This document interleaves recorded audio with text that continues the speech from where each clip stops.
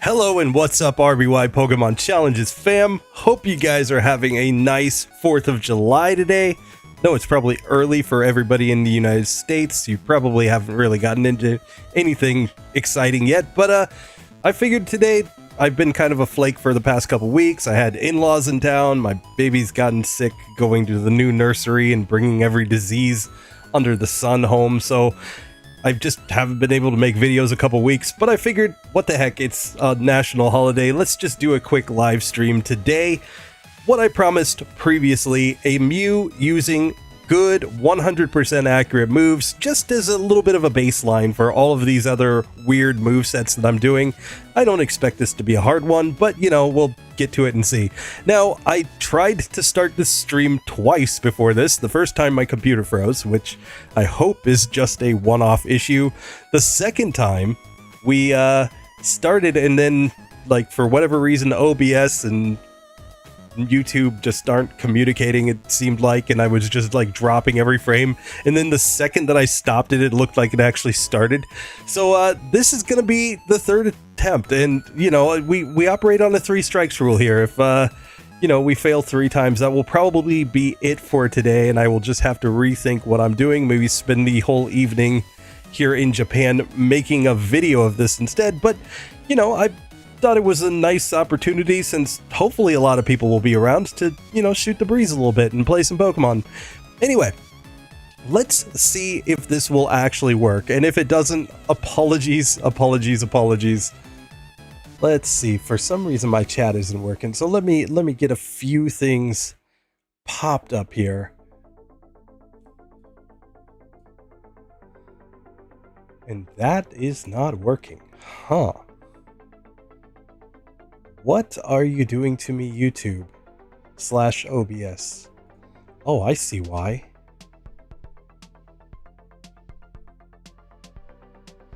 Am I able to change this midway through? I hope so.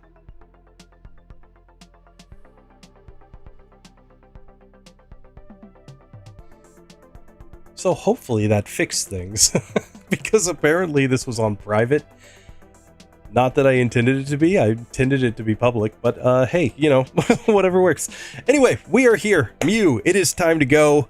We're going to be running strong 100% accurate moves. Today, our moveset is going to be Surf, Thunderbolt, Earthquake, and Body Slam. These are roughly meant to correlate with the strong but inaccurate moves that I did previously, where we did Hydro Pump, Thunder, what else did we have? Submission, and it was a Mega Kick on there.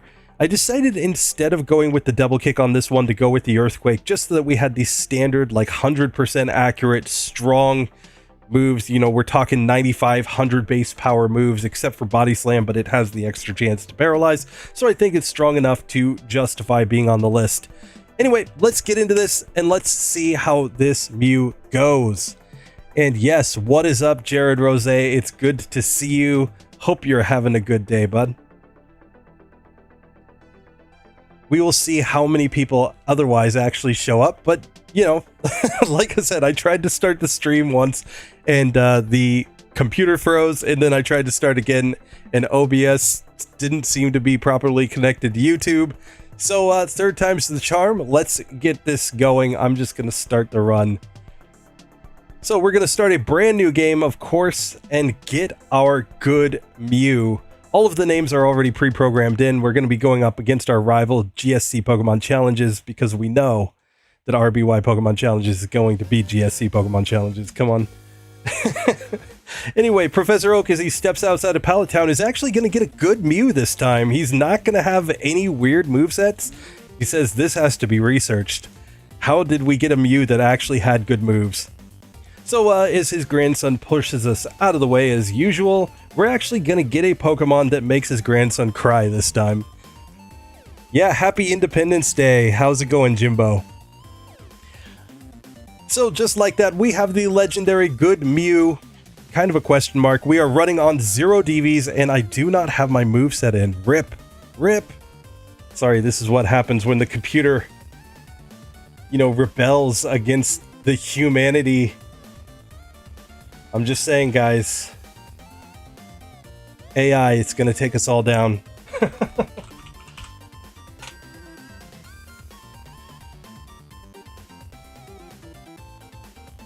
Let me just edit.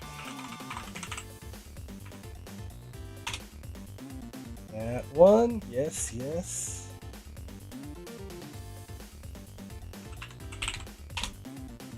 That one, and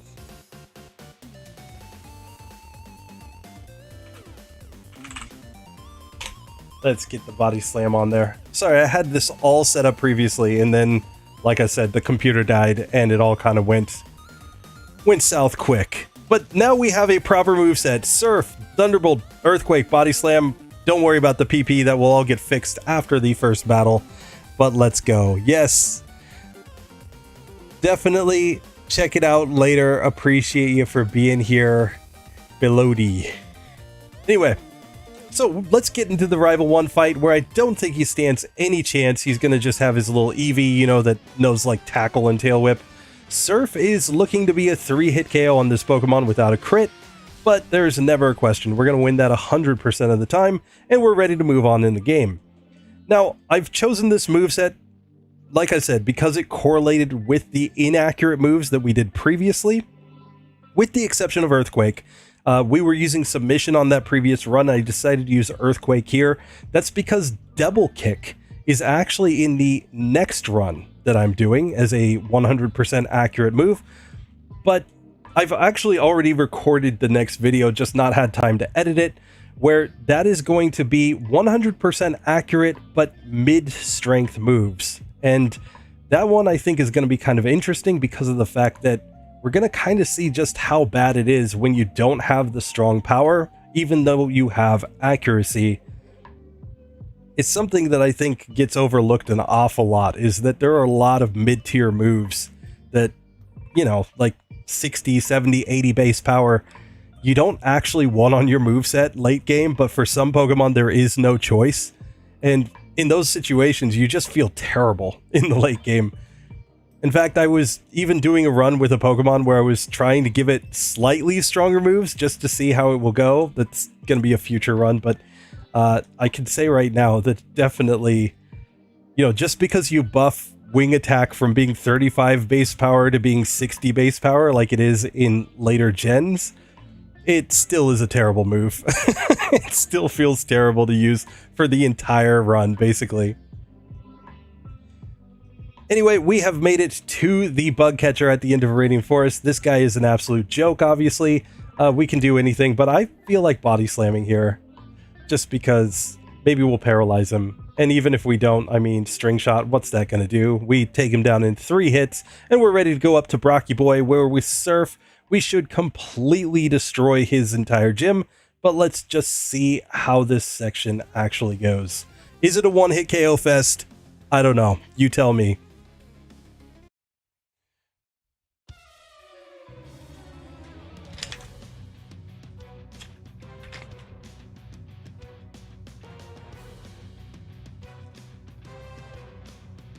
So Brocky Boy attempt number 1, of course, Surf on the Geodude will get the one-hit KO with 4 times super effectiveness, and Onix, he goes Bide. Good job. His only shot was to go Bind over and over again, which he did not, so we get a very, very easy victory against Brock. 4 minutes, 44 seconds, but that's because I had to reset things at the start of this. Sub 3 minutes is probably what you're actually getting if you're super serious, you know. But yeah, there's no question. Brock, piece of cake. It's going to show 4 TMs here. That's just because I changed my moveset earlier. So I might actually be able to fix that, but just give me a second here. And as usual, I will be peeking over at the chat, but remember that I am a blind guy, so I don't see it so well. In these situations though, right here, where I'm showing a score summary screen, my timer actually stops. The game timer keeps going, but my timer stops. That's why I always use my timer with my speed up in order to judge the speed of a run. But yeah, anyway, we have made it through that section. Let me get that off of there. And we are ready to move on in the game. It's time to go to Misty. But let me just see if I can fix those. not that. There we go. Just like that, we can take the TMs off. Perfect. And we are ready to move on. So there's nothing really to do. We're just going to go straight over here to Route 3 and just start destroying everything. Because, I mean, what are any of these Pokemon actually going to do against us? Surf is so incredibly OP. At least at this point in the game, like, we're basically just going to one-shot Pokemon. And I think I'm perfectly fine with that. That's kind of the point of this one. This is not meant to be a hard run in any way, shape, or form. It's just meant to be a run where we establish, yeah, this is how good Mew would be with decent moves. This is definitely not the best moveset for a Mew by any means. I would think that the best moveset for a Mew would have to involve Sword Stance. So I would say Earthquake's definitely on that list still. Sword Stance, Earthquake, Soft Boiled, and then like one additional move for coverage is probably the actual best set. Oh, I didn't go far enough back to reset their positions. Rip. Okay, there we go. I will be sticking on minimum battles as much as possible, but I will take optional battles if I ever hit a point where it seems inconsistent. I know for a fact that Mew can do minimum battles, you know, but it's one of those things where I'm not going to sit here for, you know, 2 hours just resetting to get minimum battles in this one. Who knows? Maybe if we get through this one quick enough, we'll actually have time to do another run that's maybe even a little bit more interesting than this. But for now, this is, like I said, just establishing a nice baseline. Oops. And see, I've definitely not been playing in a couple weeks, so I got to get all my routing and everything back in play. So here we go. We have made it to the Super Nerd at the end of Mount Moon, where I'm just going to be using Earthquake. This is going to be a one-hit KO on the Grimer, one-hit KO once again on the Voltorb. Coughing never stood a chance, gets completely destroyed. And now we will pick up the Dome Fossil because it is the superior fossil. Anybody who disagrees is objectively wrong. We know that. And we can get into the Jesse and James fight. I find it hilarious how many people actually are so angry when you pick up the Dome Fossil. Anyway, Ekans goes down in a single hit. Let's go ahead and just go Surf on the Meowth. That is a nice one-hitter as well. And then Coughing, Earthquake, easy victory. No problems so far in this entire run, as we're ready to move on to Cerulean City.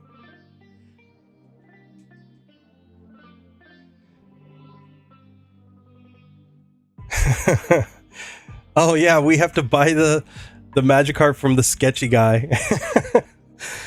I think we should make a speed run where we have to do like a whole set of ridiculous things. So it should have to be like you have to buy the Magikarp, you have to lose to Bruno once. You cannot complete the run until you have lost to Bruno at least once. That would be an actually challenging speed run.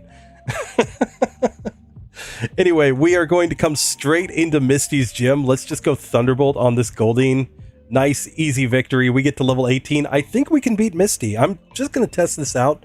You know, that's the way I'm going to go.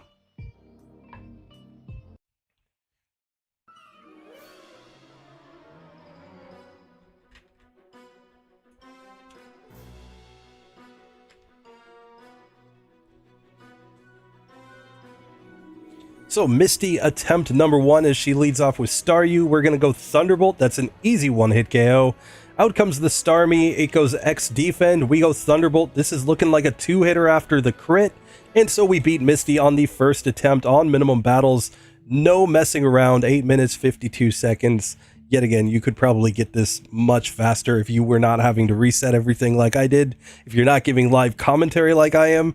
There's a reason why speedrunners typically do their speedruns where they're like not really talking very much at all. But, you know, it is what it is. For Kira Kai, what's the history of the Dome Fossil thing? Well, it goes back to a lot of things. It goes back to MDB always mentioning which fossil he takes, which I believe he takes the Helix fossil, which is incorrect. I'm sorry, MDB, I love you. But you're objectively wrong. And there's also, I think, something that goes back to Twitch Plays Pokemon. But The whole point is that the dome fossil is the superior fossil. I mean, you got to protect your dome, guys. Come on. Maybe a talk to every NPC run. That sounds brilliant. I'm just saying that there needs to be someday, if I ever do a community race, it's going to be a community race with some really stupid requirement. Like, you have to beat the game with exactly 10 resets or something like that. So somebody will be like all the way at the end and they'll be like, oh, I only have 8 resets. I have to reset here 3 times in order to win. Sorry, I guess it would be 2 times. Oh, cat. Sorry, blind guy. Apologies. I'm like trying to read here, but at the same time I've got a ring light in front of me, so you know it like completely messes with my keratoconus and makes me like see not well. So sorry. Apologies for the fact that I apparently cannot read. Anyway, so we have defeated Misty. That was super easy. And then this next section, I think we're going to just destroy everything. I'm actually kind of interested to see when we get to a fight that isn't perfectly consistent. I'm willing to bet that it's rival number 5. I'm betting that probably everything up to that point is going to be just basically a one-hit KO fest. Well, let's just see. Rival number 2, he leads off with the Spearow. Thunderbolt is an easy KO there. We will not learn Mega Punch in this one. We want to use accurate moves. Out comes the Sandshrew. We're just going to Surf. This is going to be an easy victory. Rattata will just stick with Surf as well to get the easy KO. We could really do anything here on Eevee, but we obviously can't paralyze it. So, yeah, let's just do that. Surf. I think in the first fight I said that I was trying to paralyze Eevee with Body Slam. I can't remember, but yeah, that doesn't work in Gen 1. Rip. Anyway, as we get over to the Nugget Bridge, all of these fights should be just super easy to get through. Nothing to talk about here. So let's just talk about other things. 4th of July is something that I have not had the chance to properly celebrate in about 10 years because I've been in Japan this entire time. But back in the day, we used to go out to, there was like a lake in the middle of the town where my mother lived in northern Colorado. I'm sure somebody can probably figure out where it is. But, you know, we would go basically down to the lake and they would have like an arts and crafts festival that day. And we would just check that out and then watch the fireworks. And one of the things that I kind of sit here and think about a lot, especially with my baby boy, is like, I want him to have some of those experiences. They do fireworks here, but they do them at a separate time in Japan. They do it, like basically in August, I think, is when most of the summer festivals happen here. But you know, it's not quite the same. It's not the same as being back home and, you know, lighting off fireworks in your own yard, you know. So I hope that one of these days I can give him that experience of what it was like growing up in the States doing the fireworks stuff. I don't know. Where you guys live, do they actually do fireworks, or like, is it not happening? You know, like Colorado, there were definitely times where we were in the middle of a drought and they just simply would not allow any like personal fireworks. You could only see the city ones, which I always hated. Growing up in Nebraska, when I was like really little, we always had fireworks. We would have like the mortar shells that you'd shoot way up in the air, and you know, we would have a blast with those. I used to have a friend and we would like play with like little army figures, and we would basically like shoot bottle rockets at them. Clearly, we were trying to make it real, you know? Did you ever race Kabuto and Ammonite? No, I have not, but I don't need to. I know the answer. I know the answer that Lord Dome is the superior fossil. There's no more discussion, no more debate. I've definitely seen enough races between those two Pokemon to know the answer, basically. Like, I try not to redo... Oh, what am I doing? Thunderbolt. Rip. Sorry, misclick there, guys.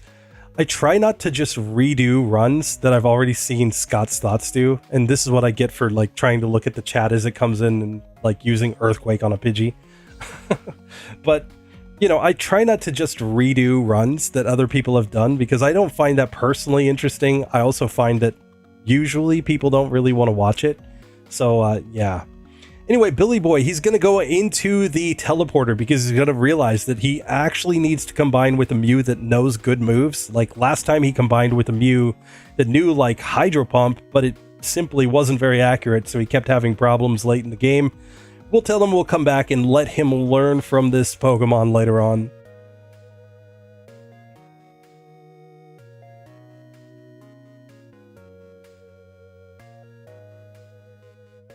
And we can get to the innocent bystander here where I think we've got an easy victory. Surf just destroys the Machop.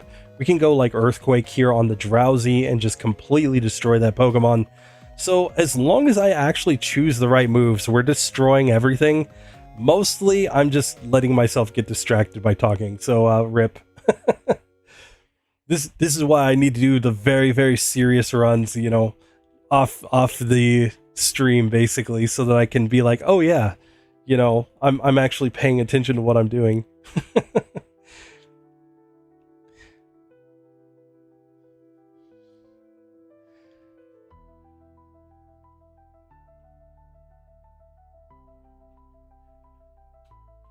And here we can just destroy these two trainers right before we get to Vermilion. They are no issue whatsoever for us. And now it's time to get on the SSN. Now, you could fight a bunch of trainers on here. You could get a bunch of items on here. But generally speaking, I just get the max potion. I get the ether. You can skip all of these trainers. The only fight we have to take is the Rival 3 fight. And I think it's going to be insanely easy. So let's just get into this. Rival number 3, he leads off with the Spearow. Thunderbolt is the easy one-hit KO. We'll go to Surf for the Rattata, which is also easy. Sandshrew will stick with the same, and now on the Eevee, I think Surf is our best play, so let's just go ahead and use it. Completely destroying that Pokemon. We have gotten through Rival number 3. Time to come rub the captain's back and get on out of here. So with that, I think it's a good time to go take on Surgy Boy because we know he's trash. We know that he likes to just put his trash right out there for everybody else to see. And yeah, I think that he doesn't know anything about how to actually defeat our Mew. That's my prediction. Now, one thing that I do regret about this Mew is that it's the 4th of July. I feel like I should totally have a Mew that knows Fire Blast or something, you know, something that looks like fireworks. Sorry, I'm gonna have to like run around in here. Wait, did I? Rip. No. Oh, I've saved all the way back here. Rip.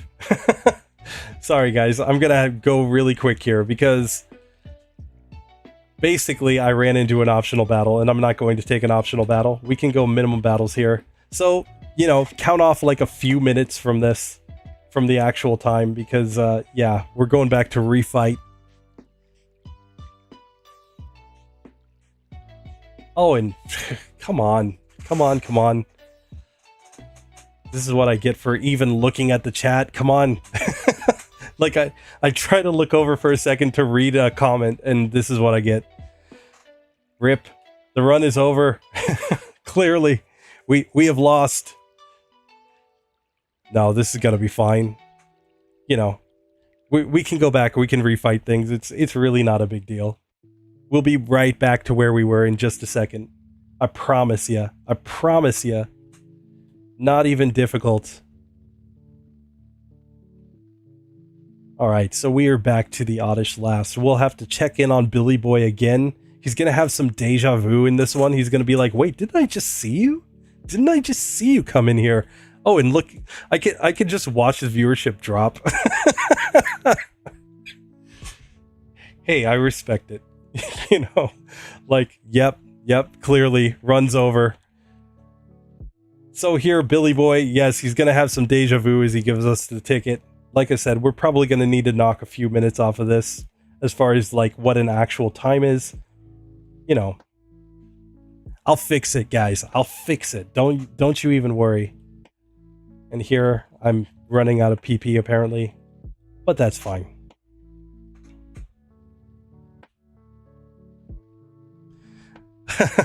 Gets edited out in highlights. Yeah, you know, I mean that's the way it goes, right? That's yet again. I always like. I don't mean any disrespect to anybody, but you know, when somebody posts like, "Oh yeah, this is my best time," you know, I did like, you know, a bunch of attempts.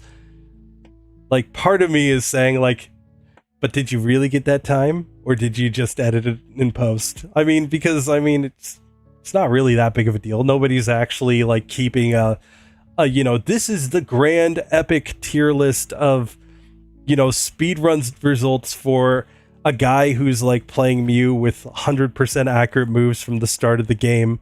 Like that's not a thing. So it's kind of like, you know, that time when MDB save stated with a Ditto. The only reason I disliked the fact that he save stated was because of the fact that he didn't tell anybody until like after the fact.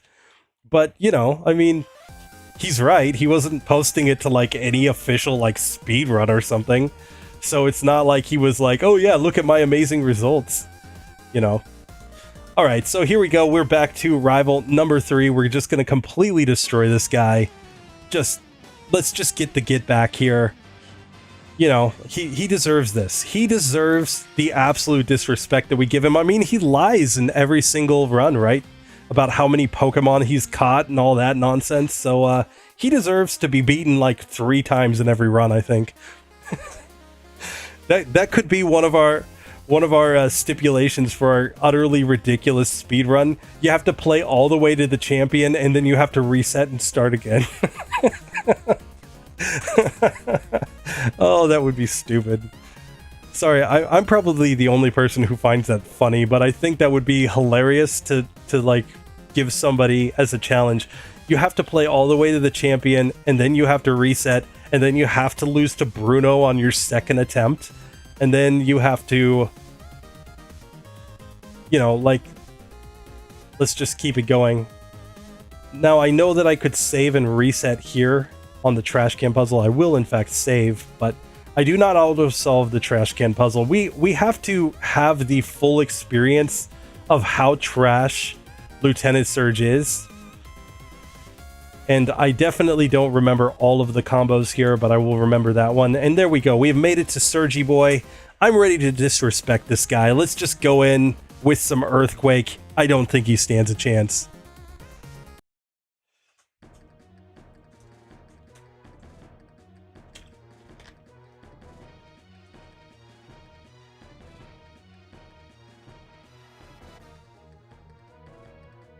Alright, so here we go. Lieutenant Surge attempt number 1. He goes X speed. Good job. I go Earthquake and one shot. So, yeah. Surgy Boy, yeah, he didn't ever stand a chance. Now, again, 20 minutes, 52 seconds, but I think we can all agree that this is actually more like 16 minutes or something like that, if I didn't completely screw the run right there. But, yeah, so, anyway, like I said, in this screen, my timer stops, which is why I will take this time to actually properly go back and read some of the comments. So, yeah. What we got? We got Jared Rose's in Pennsylvania. Heck yeah, everybody launches off in their backyard. That's how it was in Nebraska too as a kid. Everybody would be in the backyard, front yard, neighbor's yard, didn't matter. You were launching off fireworks, you know? And I mean, we were idiots as kids. Like, we would shoot, you know, bottle rockets at each other. You know? I hope my son doesn't do that. I hope he's smart enough to not do that ridiculous stuff. So Kira Cat, yep, hope they do them in your new place too. Not in London. England, we won't have fireworks. Yeah, of course. I would expect that England is not celebrating the 4th of July, but appreciate you for being here anyway. Bill is the ultimate furry, and I think that's completely respectable. You know, we don't hate on Bill for his lifestyle choices. You know? Yes, we have another chance to get the correct moves. The rival used the trainer escape glitch. That is true. And if he had done that, he could actually have every single Pokemon in the game before he had to beat Lieutenant Surge. But that's a different discussion altogether. I think... I'm trying to remember how many Pokemon I had before the rival Suri fight in that one. I think I had like 100 Pokemon-ish at that point when I did the catch-em-all, the glitched out catch-em-all. Not that stupid puzzle. Yeah, seriously, we destroyed the entire building. Well, obviously, if we've got 69 HP, we're going to win no matter what. Yeah, early morning in Wyoming, so you're in mountain time just like my folks back home in Colorado. Yeah, it is 9:46 p.m. here in Japan at the current moment, so what is it, like 6:46 a.m.? Like almost 7 a.m. there? Yeah, wild. Anyway, let's get on with this action here, and we are going to move on towards Celadon City. Normally, we would get a bunch of 100% accurate moves. In this section of the game, of course, we would get Thunderbolt from Lieutenant Surge. We would be able to get Ice Beam as soon as we get to Celadon. Surf comes pretty quickly thereafter because, I mean, there's not really anything standing between you and going to Fuchsia City. So, yeah, like, clearly, we're actually starting to reach the point where these moves would be legit. I'm going to throw Dig onto... Let's throw it on Squirtle for now. And let's just dig back to Cerulean City. We can get our bicycle. You know, we can start singing Queen songs here. And let's just move on in this run. I don't think anything is going to be hard in the rock tunnel in this. I think we've got all the moves we need to basically destroy everything. Starting with the wrapping last. I think the strategy here is obvious. Earthquake. It is neutrally effective, but it is stronger than Body Slam, and we are just one-shotting all of these Pokemon. I think everything is a one-hit KO up to this point in the run, assuming that you actually choose the right moves.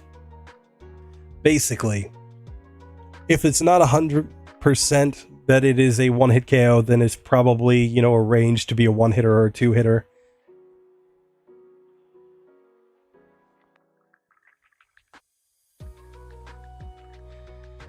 Let's see. The Venonat survived. No. The disrespect. The disrespect he's clearly been learning from Koga. Obviously, if we knew Psychic, we would completely destroy. But, you know, if we knew Tombstoner, we would absolutely be guaranteed to destroy every Pokemon here. Still, we're going to get through this just fine, I think.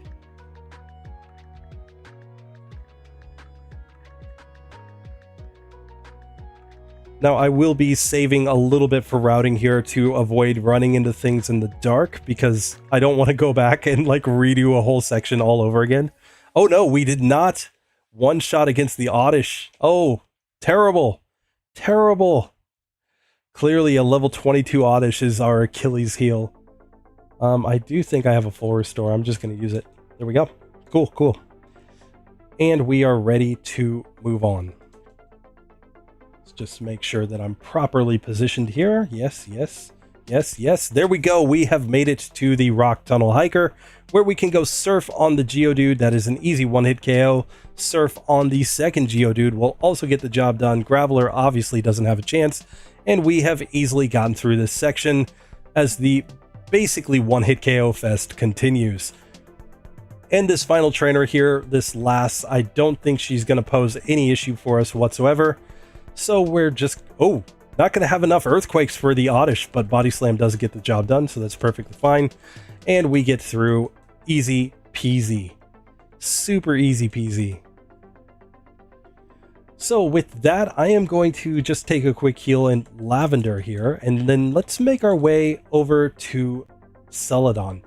Now, I'm not sure how we're going to do against Erika. We don't really have a whole lot of good moves against her, to be honest. So that might actually be a spot where we want to put Erika off. For example, doing the Team Rocket, you know, storyline first. Because, like, what do we use against Tangela other than Body Slam? And I don't think it's going to get a reasonable range there. So I think that our best play is actually to put Erika off let's go straight into the rocket hideout instead. I am going to handle a couple of other things. For example, getting a flying Pokemon here, getting my fresh water, all the kind of, you know, random legwork that you have to do in this section. And apparently taking the stairs like a noob. Rip. Anyway, let's get downstairs because I think we should get a few more Great Balls just in case. Oops, not this guy, this guy. There we go. We've got the greatest balls that have ever existed in the world of Pokemon. And now, I've been playing without wild Pokemon on. That's my standard play, but I will turn on wild Pokemon here. I don't know, can I catch a Fearow? This might be a mistake, trying to catch the Fearow. Especially without any damage. No! Look at him. There he goes. Now he gets in the ball. See, I needed the extra Great Balls. I knew it. I knew it! Clearly, I have the powers of foresight, guys. I'm better at seeing the future than Mr. Psychic.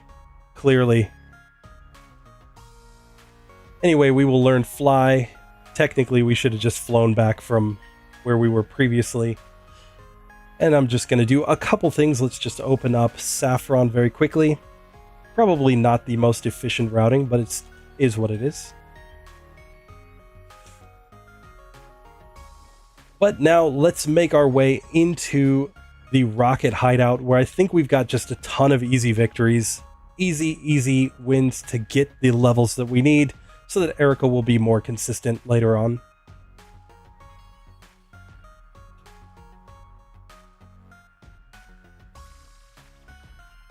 And we can just grab a PP up there. I'm not sure what I'm going to put my PP ups into yet. We'll save that for later on. Basically, my thought process is that when we get to the late game, we're going to have to think a little bit about what to do against Lance with this moveset. Like, Thunderbolt will be good against a lot of his Pokemon except the 2 Dragonairs. There we might have to go Earthquake. And here I should have gone Earthquake and just misclicked. Sorry about that. But we can stick with Thunderbolt on the Zubat and completely destroy it. And just like that, we get the Lift Key. We can get our rare candy, and we can move on in here. Am I the only person who hated the tiles back in the day? Especially when you were playing at 1x speed. Like, these spinny tiles took an absolute eternity to move through. I don't know if people remember that, but I definitely do. Like, this was one of my least favorite parts of the game, just because of these spinning tiles. Anyway, we have made it to the basement. Let's get to the Jesse and James fight, where I think they're going to be a super easy win. We're going to go Earthquake on the Coughing. Easy victory. Let's just stick with the Earthquake on Meowth. It gets the job done. Ekans also gets completely destroyed, and we have made it to Giovanni. This guy always wants to claim that he's the best trainer in the world, but we're going to show him that he's not. So first up, the Onix. He's going Brock strats. We're just going to go for the Surf to destroy that one. Rhyhorn, same thing, gets completely wrecked. Persian, technically Earthquake is our strongest move here, so let's just go with it. And it's a 2-hit KO, never in question. We completely destroy good old Giovanni. And we have no more room to pick up items. What? No. Throw away the Bide TM. Clearly. And the escape rope. We're never going to need to buy anything here, so it's perfectly fine to just throw these TMs on the ground. I mean, that's what TM stands for, trash machine, you know, so you just kind of trash it. Clearly, this is the correct play. It's to just throw everything on the ground that we don't need. And with that, we can dig on out of here. And we can fly over to Lavender. I'm going to take the Lavender route here just because of the fact that I think that this section is going to be nice and easy. Still don't think that Erika's going to be like a super easy layup for us. So let's just get into this fight. So against the rival, we are going to go Thunderbolt on his Fearow. Obviously, that's a one-hitter. Earthquake on the Magnemite is going to be the best play. We will go back to Thunderbolt on the Shelder, getting the easy victory. Sandshrew can get surfed. And now we've got the Eevee where we could really do anything, but Earthquake is the strongest move, and it gets the one-hit KO. So just like that, we completely destroy our rival. That's probably the last time that the rival is actually that much of a cakewalk, though. I think he's going to get a lot harder real quick. Here against the Channelers, we have Earthquake, and since Levitate doesn't exist yet, this is a super, super easy victory. The fact that the Ghosts got Levitate later on, in Gen 3, I always thought was like one of those things where it was like super cheap, personally.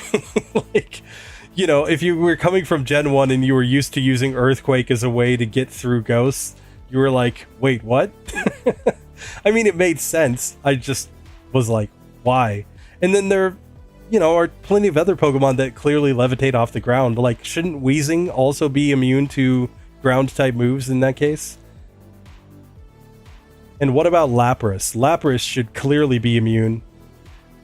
Anyway, we get to the top here. We are ready to take on Jesse and James, where strategy, I think, goes all the way out the window. Just Earthquake there on the Meowth, Earthquake on the Arbok, and let's Earthquake on the Weezing. We're at a higher level. This should just be a one-hit KO fest all the way. And we can save Mr. Fuji. Nice. So the old man is going to give us a flute that nobody asked for, but clearly he has the foresight to know that it is the proper item. And with that, I think I'm going to take my first shot at Erika right now, just because I think we can probably get through her. You know, we're at a high enough level. We're out-leveling, I believe, all of her Pokemon. Plus, I mean, we're a Mew. So, yeah. I expect this to work just fine, but we'll just have to see.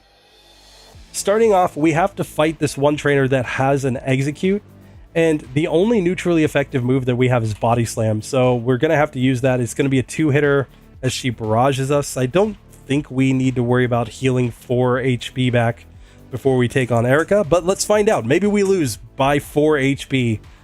You know, let's get into this.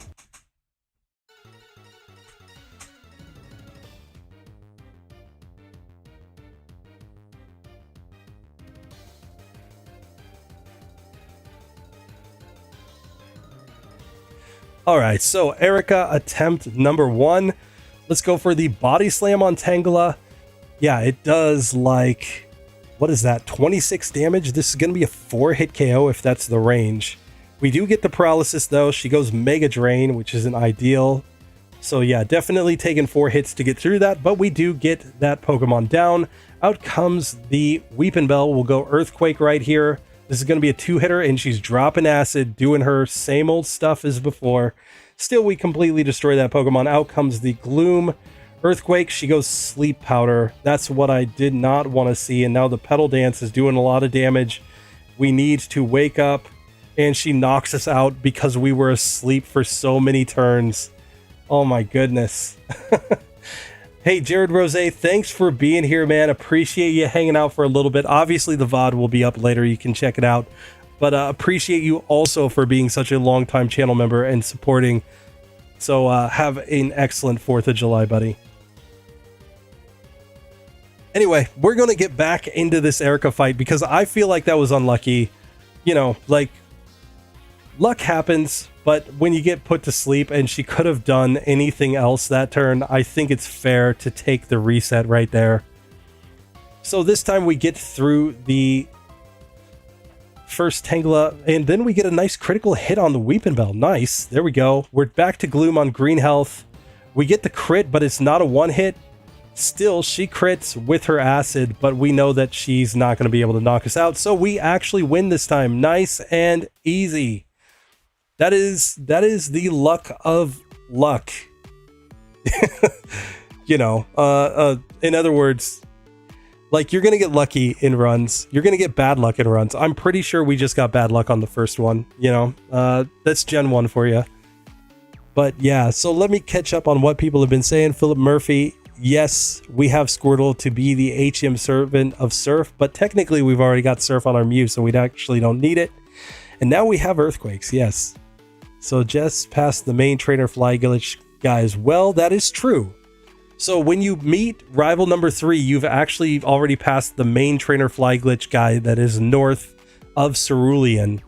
And that's how you get your Mew, you know. 2 guys north of Cerulean, basically.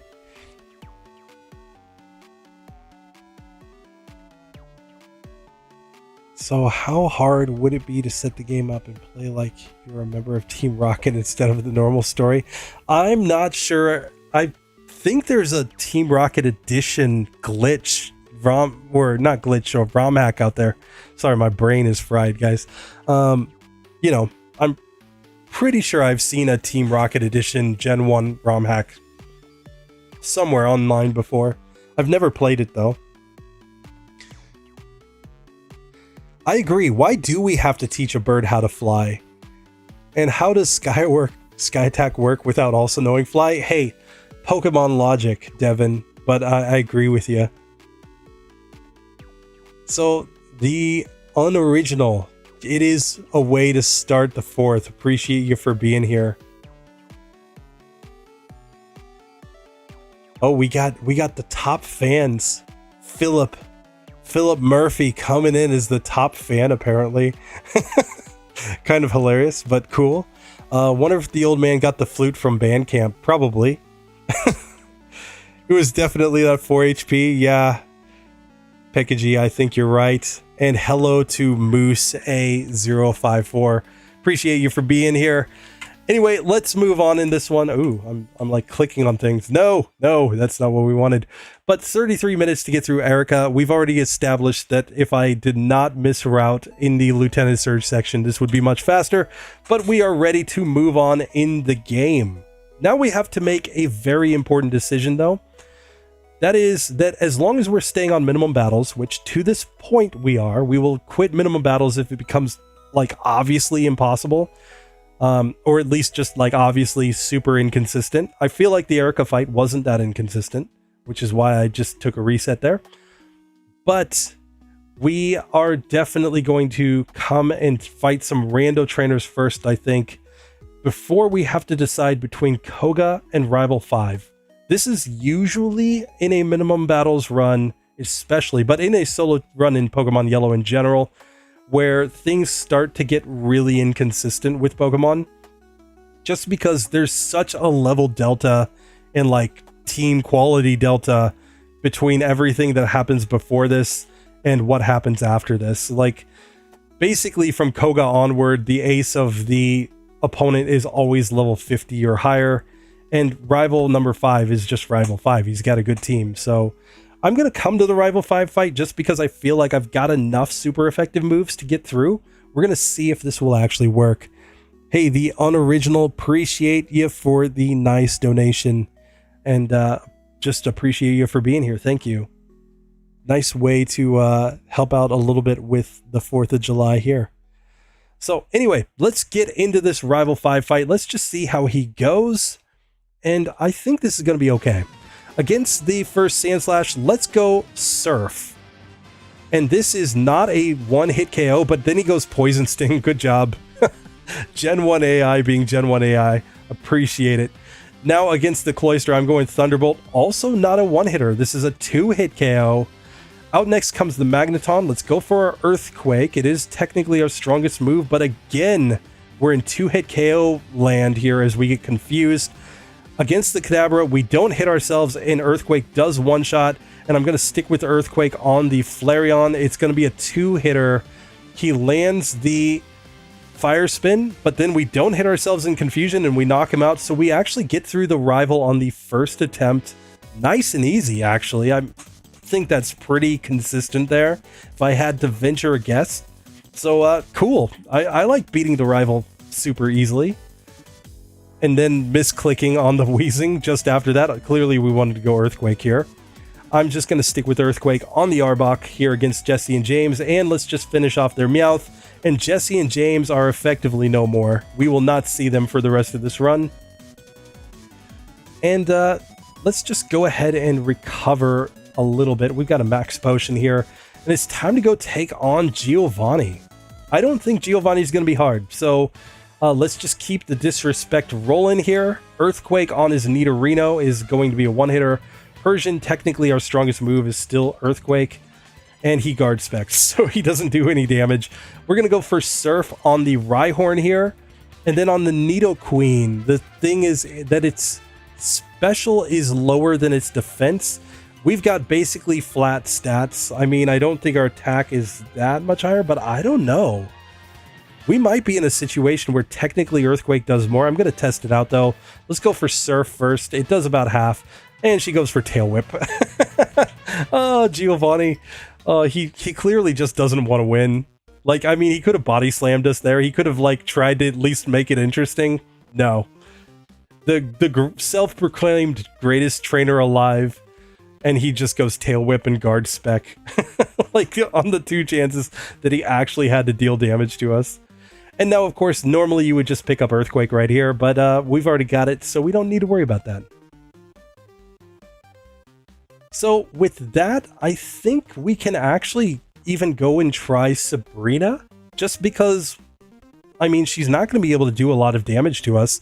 We know Earthquake, which is going to do massive damage to her. We obviously can't change her moveset. I would love to come in here with like Swords Dance and Swift. That's actually like a super easy strategy to beat Sabrina all the time.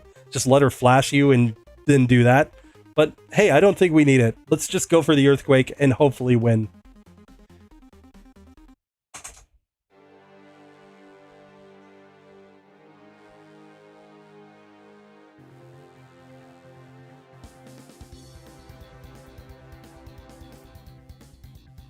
So, Sabrina attempt number 1, she's going to try to flash us with Abra, but instead she goes X defend and we Earthquake, and it's a 2-hit KO, but she misses the flash, so that's perfectly fine. Out comes Kadabra, it goes Psychic, which does decent damage given that it's level 50, but we still knock it out in 2 hits. Now I'm actually going to Body Slam here on the Alakazam trying to get the Paralysis. Sure enough, I do. So now we get Outspeed. Oh, it goes Reflect. That's not what I wanted to see. We want a crit. Come on, crit. Oh, she goes Psywave, though, and that allows us to get the easy victory on the first attempt. If she just went, like, Recover over and over there with the Alakazam, we actually could have lost, but, you know, it's good enough. Good enough to get through Sabrina. 38 minutes, 57 seconds. Again, you could do this much, much faster if you're not talking like me and all that. And, yeah, Bellady, glad to see that you're catching up with us. So I would say that if you started the game with Swords Dance, I'm talking about legal moves for Mew. Swords Dance is by far and away its best TM move because of the fact that it's a stat boosting move. You know, like what more is there to say? Like, unless you're going completely broken, like double team strats, in which case you could use double team for badge boost too, but the badge boost plus the Swords Dance boosting already strong moves like Earthquake, Hyper Beam, I think is effectively the best you can get with Mew. I think it just gets soft boiled in order to manage its HP. That's my personal opinion. I think that's like if you were doing an actual run with a Mew, you were trying to figure out like your final moveset, Earthquake plus, you know, Hyper Beam or Body Slam, and then Swords Dance and soft boiled is probably enough to get you through the entire game really consistently. And maybe you just swap out a 4th move depending on exactly which opponent you're against.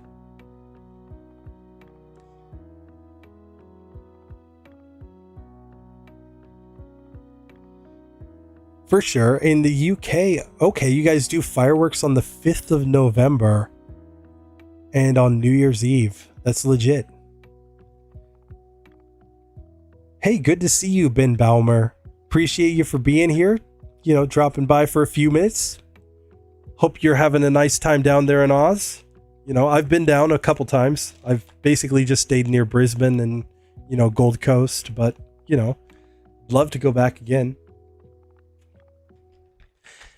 Anyway, let's get back into the action with this one. We have defeated Sabrina. We have 5 gym badges so far. We have not gone to Koga yet. And that's because Koga is actually going to be kind of hard here, I think. The reason that Koga is going to be hard in general in solo runs is because this is Pokemon Yellow and he actually uses Psychic type moves. He's effectively a second Psychic type trainer. And against our Mew in particular, he's going to want to use Leech Life with his Venomoth. And that's going to be rough. He might be doing some serious damage to us and healing up at the same time.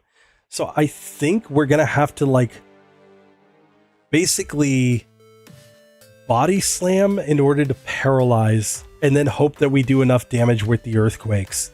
That's my prediction. I don't think we're going to one-shot anything down here. So we're kind of like hoping that the Venonats don't use, you know, toxic and sleep powder on us early on and get a bunch of damage. We're really hoping that they go like X attack and just allow us to knock them out. I believe it's a 1 in 8 chance that he goes X attack on any given turn.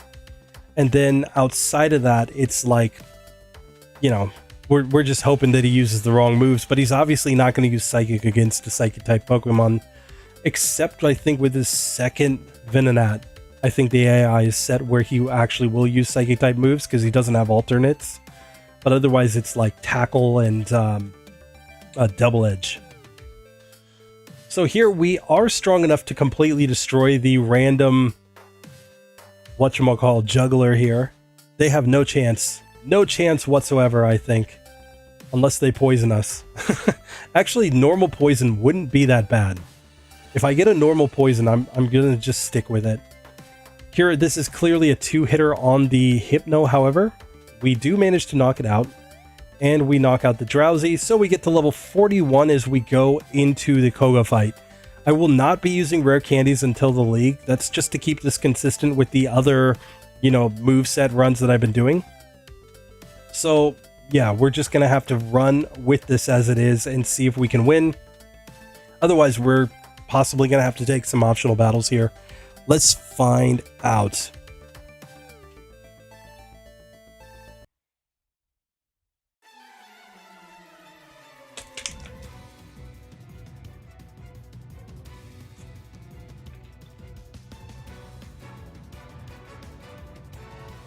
So Koga attempt number 1, I'm going to go for Earthquake on the first Venonat. And we can see this is a 2-hit KO and he gets Toxic on me. That's not what I wanted to see. Now we're going to get another 2-hitter on the second Venonat. Fortunately, Psybeam didn't do that much. Third Venonat, we're going to get Double Edged. It is still a 2-hitter though, so that is kind of okay. But now Leech Life. And because we're under the effect of Toxic, I think we just lose right here. Sure enough, we do. So I think we need to not get Toxic from the first Venonat, and then we have a shot. So I'm going to try this just a couple more times to see. We could even go for Paralysis and then try to knock it out, but I'm going to try to go for the Earthquake here. This time he goes Sleep Powder. Now he's just going to tackle us, but that's actually kind of good.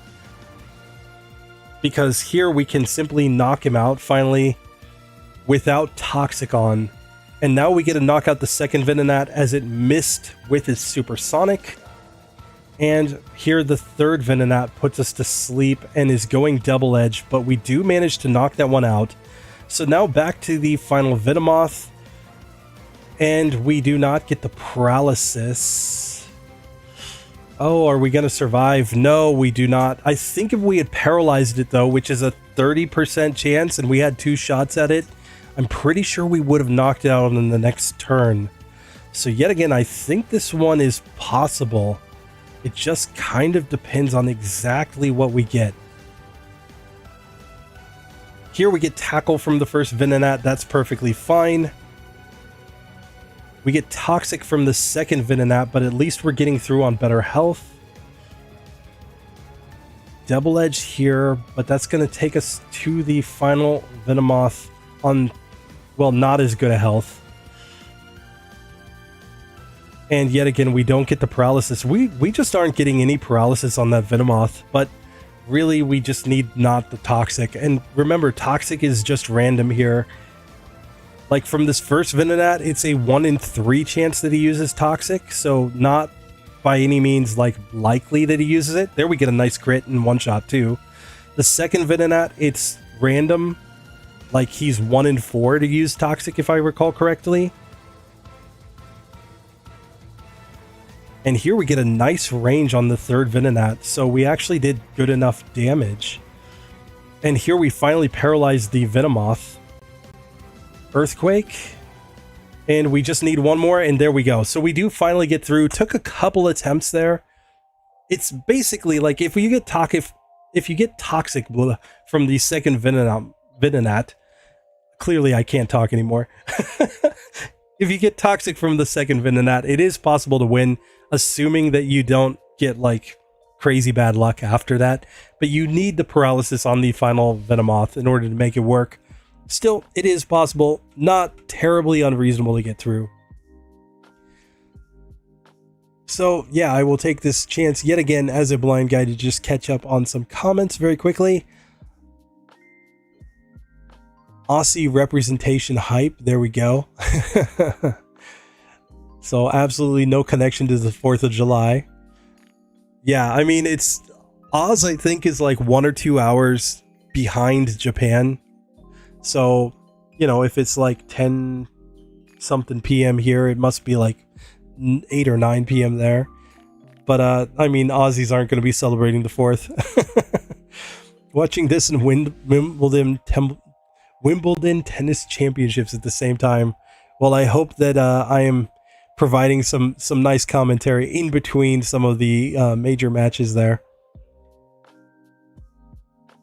Hey, the unoriginal, thank you for hanging out.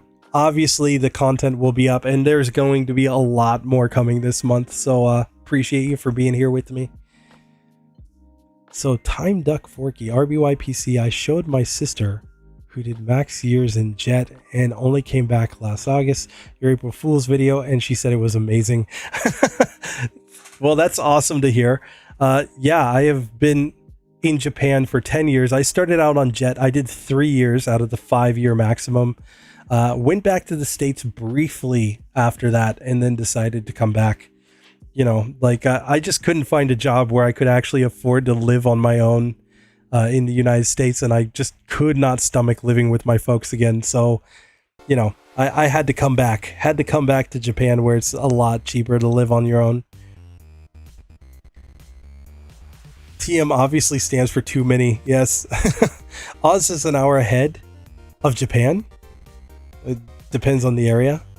Oh, it's 11:10 in Brisbane. Okay. Rip.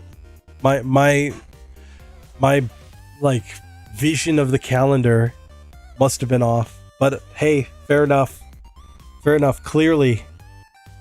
Same in Melbourne. Yeah, makes sense. I mean, like Oz is basically like what most people are on the East Coast, and then just a little on the West Coast, and like in between is generally barren, right? At least that's my understanding. Oh, rip. Okay, there we go. So anyway, let's move on in this one. Let's actually get back to some action. If I don't like click on everything in my overlay.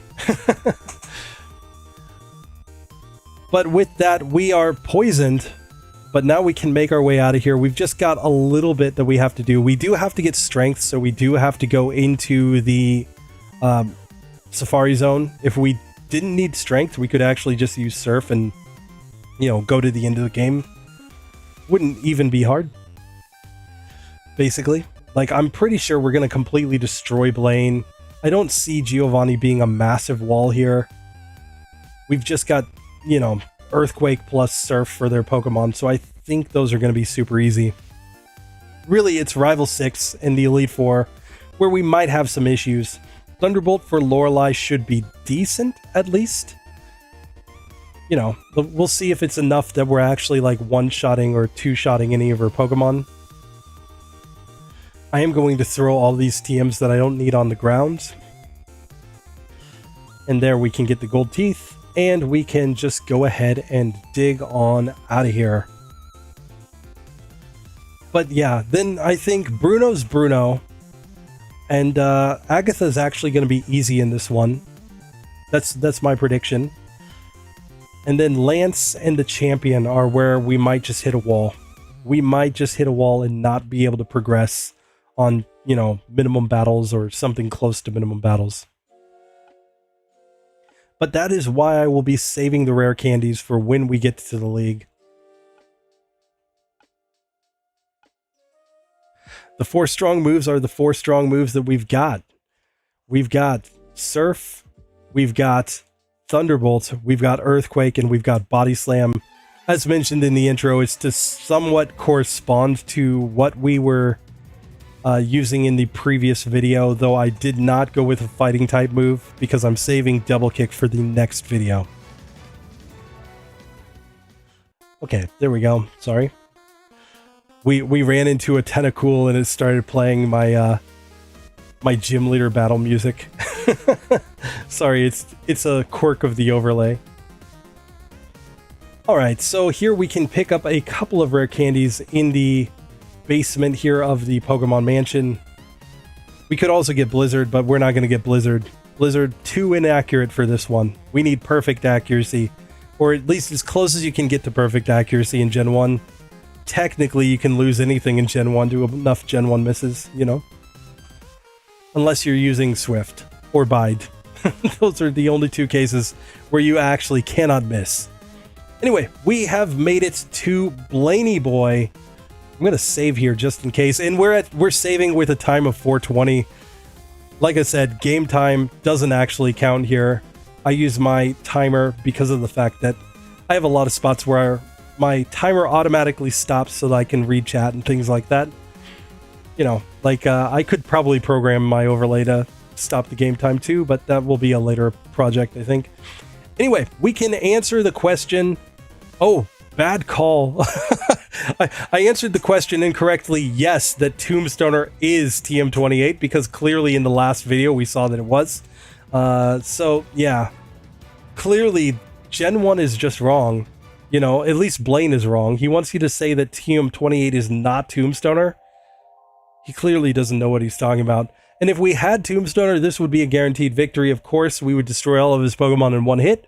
But here we're going to see if Earthquake is just as good.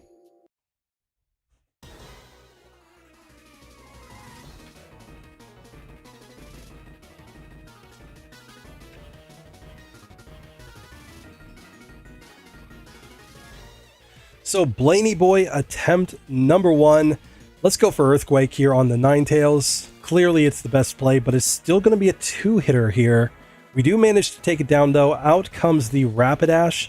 Goes Growl. That is actually really good strategy from him. So we're going to switch into Surf.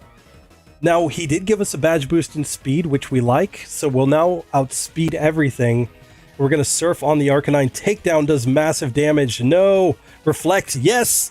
Yes, we get the Reflect, and that allows us to win the first attempt against Blaine. He had us dead to rights. If he just goes, you know, Flamethrower, Fire Blast, and hits, Takedown and hits, we're dead. No, come on, Blaine. He got too scared of the Tombstoner from last time that he stopped making good plays. You're absolutely right that X accuracy is the other way to guarantee that we always hit. We could program a run where we have X accuracy. Technically, I think I can do that. I think I can get that to go easily. A run where we have X accuracy the entire game, so we can use any inaccurate move and just simply win. You know. Yeah. And Blaine clearly needs to update his TM list. You are absolutely correct. Anyway, 48 minutes to get through this. You know, yet again, this isn't like a speed run, guys. I'm never speed running. I'm not good enough to speed run. You know, I could get better times if I like didn't talk and actually paid attention to what I was doing, but you know, like not walking up here when clearly we just need to fly to Viridian City. Oh, come on. I can see just, you know, like somebody like Gym Leader Matt just like slapping his forehead every 10 seconds watching me play. It's probably why he doesn't watch me play. Love Gym Leader Matt though. Think he's the best Gen 1 speedrunner out there, period. End of discussion, end of debate. Just my opinion though. You're welcome to disagree with me. Just saying. I'm willing to bet that he washes just about everybody in a Gen 1 speedrun. At least, you know, as long as they're doing the same number of attempts. Sometimes I see runners who's like, this is my 17th attempt. At which point I hope you've got it optimized, but man, I do not have the patience to play the same Pokemon 17 times. Anyway, we have made it to Giovanni. I think we're going to completely destroy this guy. Let's see.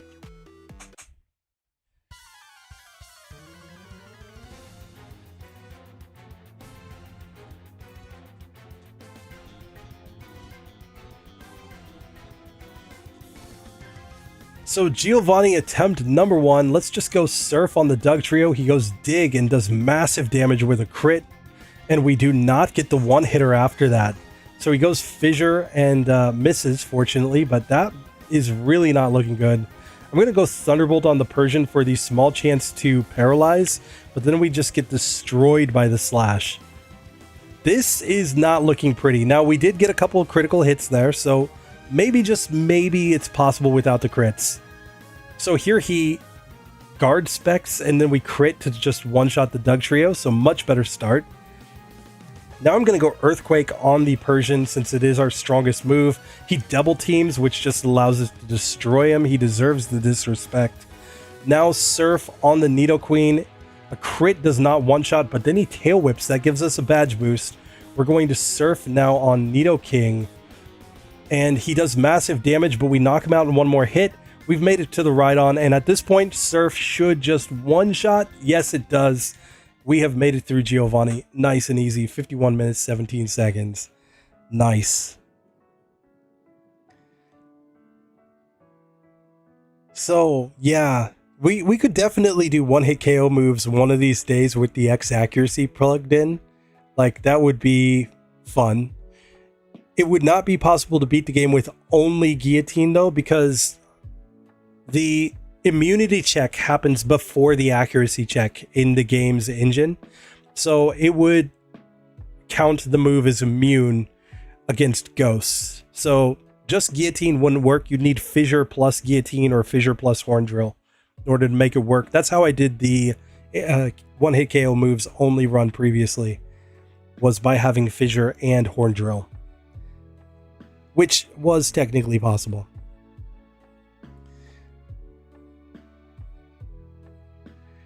One of the things, OP Zombie, I've actually tried to program it to always get critical hits. I couldn't get that working with Game Hook. It's probably possible to do if you're actually making a ROM hack where that's the case. I'd have to guess. And it's secondary effects always. You could probably ROM hack that in, yeah. For both you and the computer, and damage rolls are always maxed. Yeah, that's definitely ROM hacking stuff, but you could definitely get it to go. I'm sure of it. I'm absolutely sure of it. OP Zombie, that we could get it to go one of these days. But I mean, you could do the opposite. You could give the computer perfect luck and the player terrible luck with enough ROM hacking skill, I think. Yeah, Sheer Cold, I think, is the only one-hit KO move that was added after Gen 1, if I recall correctly. But yeah, like, it's you know, by the time that it came out, accuracy mechanics for those one-hit KO moves were completely different than Gen 1. Gen 1, it's all about speed, unless you're using X accuracy, in which case I think it just ignores that. I'd have to double check. But basically with Mew, I was using the combination of Thunder Wave and one-hit KO moves in order to defeat my opponents. Anyway, we have made it through Giovanni. Took a couple attempts, but really not that bad in the second one. Granted, that critical hit against the Dugtrio, plus the fact that he was just using the worst moves with the first couple Pokemon, is probably the entire reason we got through. I don't think that that's a consistent fight, if I'm being perfectly honest. But hey, we got through. We're ready to go and take on rival number 6. Let's see if we completely destroy him as we go to the league. So Sandslash first, we're going to go Surf, and that is not a one-hit KO, and we get slashed. Oh, rip. No, this is not looking good. Here now against the Execute, the only thing we've got is Body Slam. We do paralyze it, but then it paralyzes us. I think that's probably game over when we get paralyzed, especially when we get caught in the clamp. Oh, the clamps. Oh, the clamps. Okay, we do actually manage to get through Cloyster, but we're not getting through this fight. Swift from the Magneton, and it's a 2-hit KO, so we did not get that to go. We might just need to not get hit by the, whatchamacall. Oh, and I didn't save? Are you kidding me? Oh, we're back before Giovanni. Rip. I could have swore I saved there. See, this is why when people criticize me in my runs for like saving, why did you save like 27 times? This is why I save, because I know that there are situations like this where I will find that I did not save and I get completely wrecked. Oh, this is terrible. We're going to get a chance to see just how inconsistent that last fight was. I hope he goes Thunder. Oh, guard spec. Yes. Oh, thank you, Giovanni. So now Rhydon once again gets destroyed. All right, so Giovanni punts on another victory. Oh, but man, see, we have to save before everything, especially when we're trying to go minimum battles, guys. It's too much of a risk to not save. And here I am, like, trying to work on not saving all the time because I know how irritating it is for everybody. But man, when I don't save between every single battle, it's terrible. It's actually terrible. All right, back to the rival. Let's try round 2 against this guy. So once again, Surf on the Sand Slash. We don't get the one hitter, but this time he goes Poison Sting. That's much better. So we knock that Pokemon out. Please do not Stun Spore me. We get Leech Seeded here. And then he goes for the Solar Beam. I think Leech Seed's probably better than being paralyzed. We're still not going to get the one-hit KO on Cloyster, of course. It's a 2-hitter. We're probably not going to one-hit the Magneton without a crit. He goes Surf. That's perfect. Or Swift, rather. That's perfectly fine. Back to Kadabra, we will go Earthquake and get not the one-hitter there, and he recovers, but that's fine. He's going down the next turn. And now the Flareon Earthquake, and he goes Smog. Oh, my cough is coming back, but perfect. So the rival goes down on the second attempt. I mean, clearly he didn't even want to win that second time. He was just like, no, I give up. Sorry, let me restart my music here. There we go. So we have made it through this section. We're ready to go to the Elite Four. I will go to the power plant to get one additional rare candy there. So we're going to have 11 in total here for the Elite Four on minimum battles. It's not always been perfectly consistent.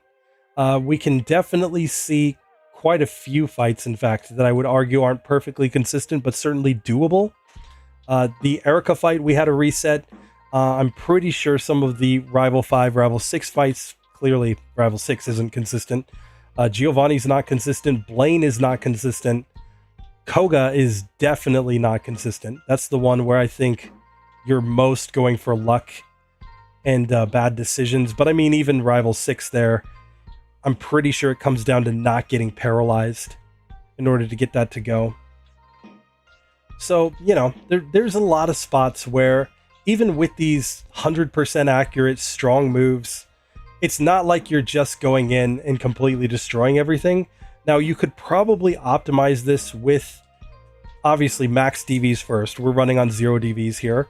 But also with things like, you know, vitamins, rare candies, and, you know, very specific spots in order to make those fights more consistent. But you're going to be, you know, really having to optimize in order to get it to go, because it's not going to be that good otherwise. You're still going to be having spots where things just don't look that good. I think it's hard to argue that our moveset is bad or that we would be better off with any other moves, honestly. Like, I mean, maybe Blizzard instead of Surf, but even then, you know, I don't think that makes that much of a difference here, if I'm being perfectly honest. I don't think there's a spot where I've like used Surf and it was like, man, if we had Blizzard, we would have gotten the range, other than the Sand Slash there on the Rival 6 fight. I think everywhere else, it's like, I mean, you're basically in a 2-hit KO range or a 1-hit KO range or a 3-hit KO range or whatever it is on the particular opponent. Anyway, we have made it to the league. It is time to go up against Lorelei. I have not used any rare candies at this point. Oh, I've only got 10. Sorry, I've got to go to the power plant in order to get my 11th rare candy. We also got to get the PP up, you know, and the max elixir just to have it. Let's not use rare candies by accident on Spearow here, or Fearow here, rip. But we can make our way right on over here to the power plant. We'll say hi to Zapdos as we pass on by. And we should be good to go. Like I said earlier, I think Thunderbolt should be pretty good against Lorelei. I think we'll switch into Earthquake for the Jinx. But otherwise, I mean, it should just be Thunderbolt the whole way. We'll just have to see if it's enough or not to get through. If it isn't, we'll start slamming some rare candies right there. Bruno, I expect to defeat 100% of the time. In fact, I think the hardest challenge in the history of Pokemon would be to make a run where you have to lose to Bruno. I honestly think that is the true way to prove that somebody is the greatest player ever, is if they can beat the game in a speed run while having to lose to Bruno once, while actually using damage dealing moves against him. I think that would be hilarious. Anyway, Agatha, I think, is going to be a cakewalk here. Lance, I think, is going to be hard. The champion is obviously going to be hard. That's my prediction. I'm going to catch up on chat just really quickly before I get into this, because otherwise we're going to be just kind of, running through the Elite Four here. I'm going to be locked in. So, yes, sponsored by the Guard Spec. Clearly, you can buy it, I think, only at the Celadon department store. Celadon department store, where you can get useless items like a Guard Spec. So thinking about it, it would be great if all major trainers used larger teams and 2 specialist types. I don't disagree with you, Bellady.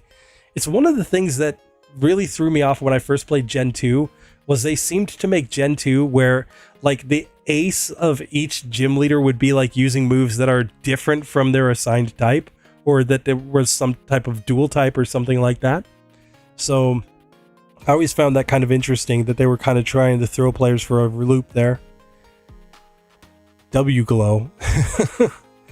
I wonder if someone could make a ROM hack that's identical except game autosaves after beating every major trainer, except the Elite Four, perhaps?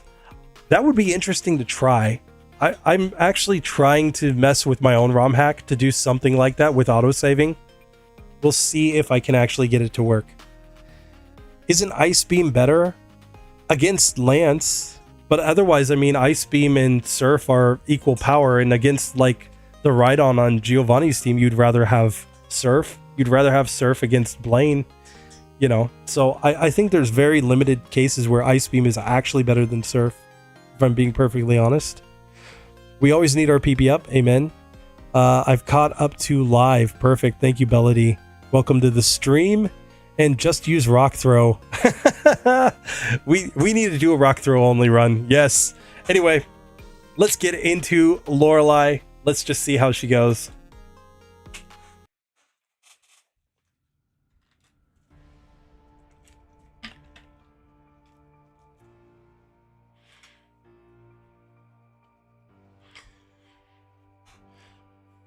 Now, Lorelei is the spot where I've found in all of my minimum battles runs, it's very typical that this is where even really strong Pokemon have to start dropping rare candies. But I'm going to try her once without rare candies here. We're going to go in with Thunderbolt. We do good damage with a crit against this Dugong and then destroy it the next turn. Nice. Cloyster comes out next. We get the one-hitter with a crit there. Slowbro is out third. It's only going to get Withdraw or Surf against us because of our Psychic typing. So we get to knock it out in 3 hits, but she's Super Potion, so that's perfectly fine. Jinx, I'm going Earthquake, and it does about half. She Lovely Kisses, but we wake up, so we do manage to knock that Pokemon out. We're on about, a little less than half health as we get to the Lapras. Thunderbolt is going to be a 3-hitter here. We survive with 4 HP from the Hydro Pump. We need a crit or a miss, and we didn't get either. So it's very close, but we did not manage to beat Lorelei. I'm going to drop a couple of rare candies right here.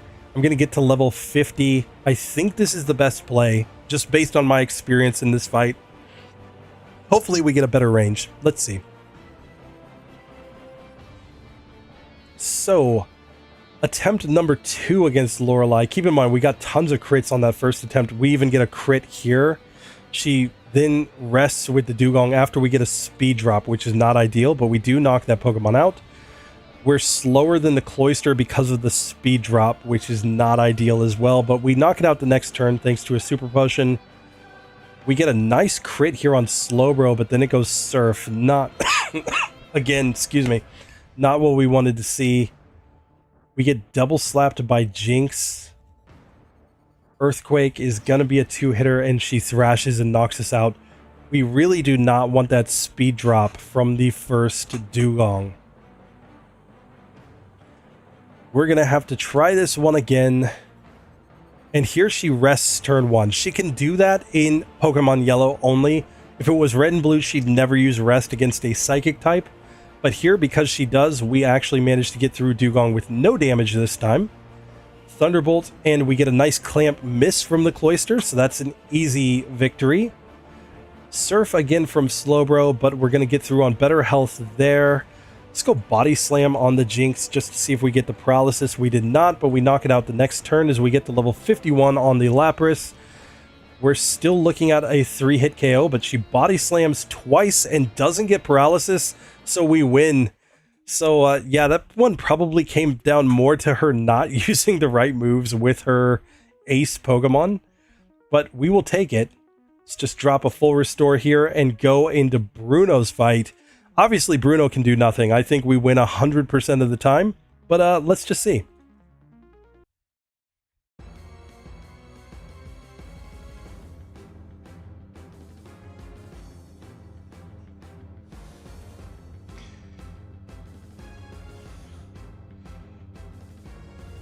So, Bruno attempt number 1 on the Onix. Let's just go for Surf. Easy 1-hit KO there. Hitmonchan, we can really do anything here, but they're weaker specials, so I'm going to go Surf here. Obviously, this is in Gen 2, so they don't have any special defense.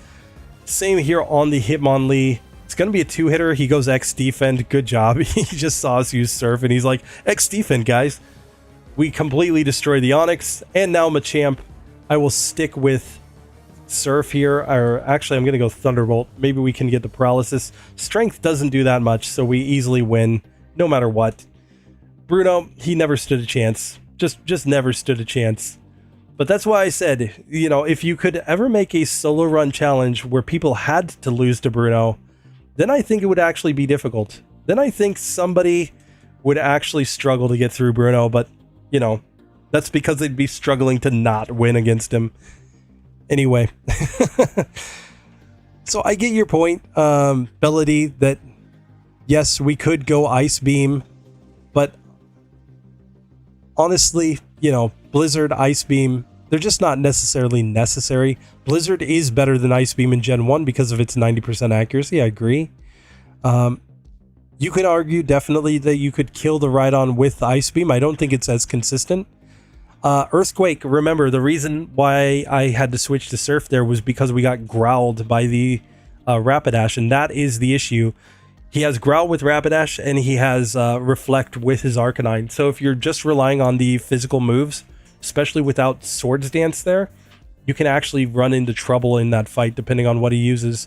That's why Surf is a better move there, in my honest opinion.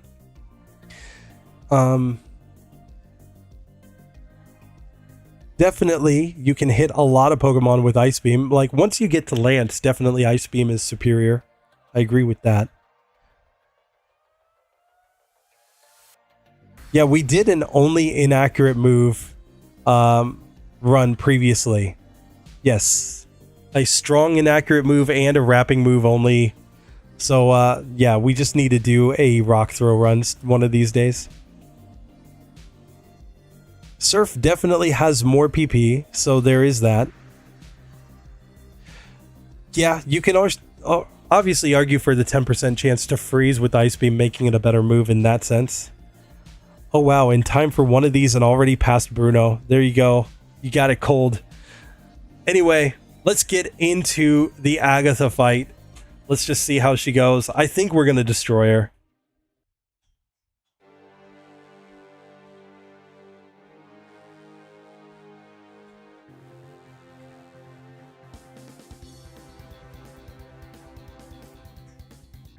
So Agatha attempt number 1. Obviously, I'm going Earthquake on the first Gengar. We're slower and we get Confuse Raid, but it's not really going to matter, I don't think. It is a 2-hit KO here with the Earthquake, though. And now we're hitting ourselves in confusion like 3 turns in a row. Still, we do manage to knock that Pokemon out. We're going to go Thunderbolt on the Golbat. That's an easy victory. Haunter can get another Earthquake. Easy win right there. Arbok will never stand a chance. Oh, actually it does. 2-hitter here. And then we get put to sleep by the final Gengar and she's going Dream Eater. Oh my goodness. Oh, we're actually like getting wrecked by Agatha. No, come on. And we need to actually wake up and she just Dream Eaters us down. We stayed asleep forever.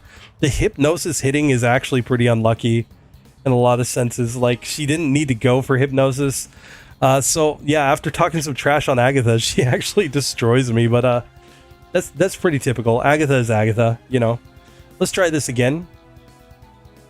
We're just slightly slower. If we use one rare candy, we will outspeed here. I'm just not sure I want to use a rare candy yet because we've got Lance coming up and I expect him to be hard. So let's just try this again as we are. We will Earthquake on the Haunter and one-shot it. Golbat comes back out. We can knock that one out now. But yeah, now that we know that Arbok is not a one-hitter, I'm going to go for the Body Slam instead. We'll knock it out the next turn. Okay. That brings us back to the Gengar, which once again uses Hypnosis and then Psychic to drop our special. And now confuses us, and now Dream Eater. Man, oh man, she's just getting us here. Okay, I think we've found a spot where we need to drop a rare candy. Just so that we outspeed that first Gengar at least. Let's just see what that does to our range here. So, attempt number 3 against Agatha, Earthquake. Now gets a one-hitter on that first Gengar. Thunderbolt. Still is a 2-hitter on Golbat, but Wing Attack is a joke. Now we can just go Earthquake on the Haunter. We'll go back to Earthquake on the Arbok. Still not a one-hitter after the level up, but we do knock it out the next turn. And now we get the Hypnosis miss from the final Gengar, so we one-shot it with a crit. Clearly, I mean, we were just getting bad luck on the final Gengar. We probably didn't need the rare candy there, but, you know, it is what it is. Still, we managed to get through 2 Lancey boys, still on minimum battles. I haven't used any of my PP ups. I'm not sure if I need to use any PP ups here. For now, I'm just going to take a quick heal and let's get into this fight. We've got Thunderbolt for Gyarados. I think we have to go Earthquake on the 2 Dragonairs, maybe Body Slam, depends on the ranges. Surf for Aerodactyl, and then we're just going to have to see how it goes on the final Dragonite. So, yeah, if we had Ice Beam, obviously this would be much easier.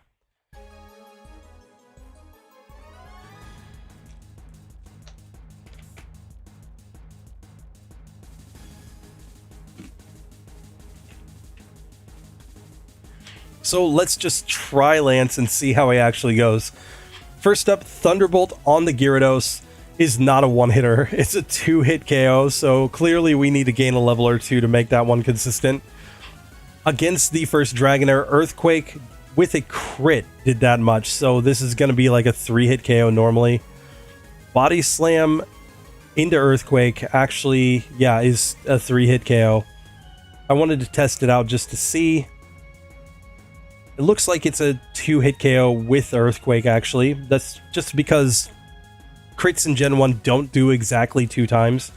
Aerodactyl goes Hyper Beam and just destroys us. So, yeah. Not happening. So, this is a spot to drop some rare candies. We're going to get to level 55 first, just because that's a damage rounding threshold. We may end up going higher than that, though, to get through this fight.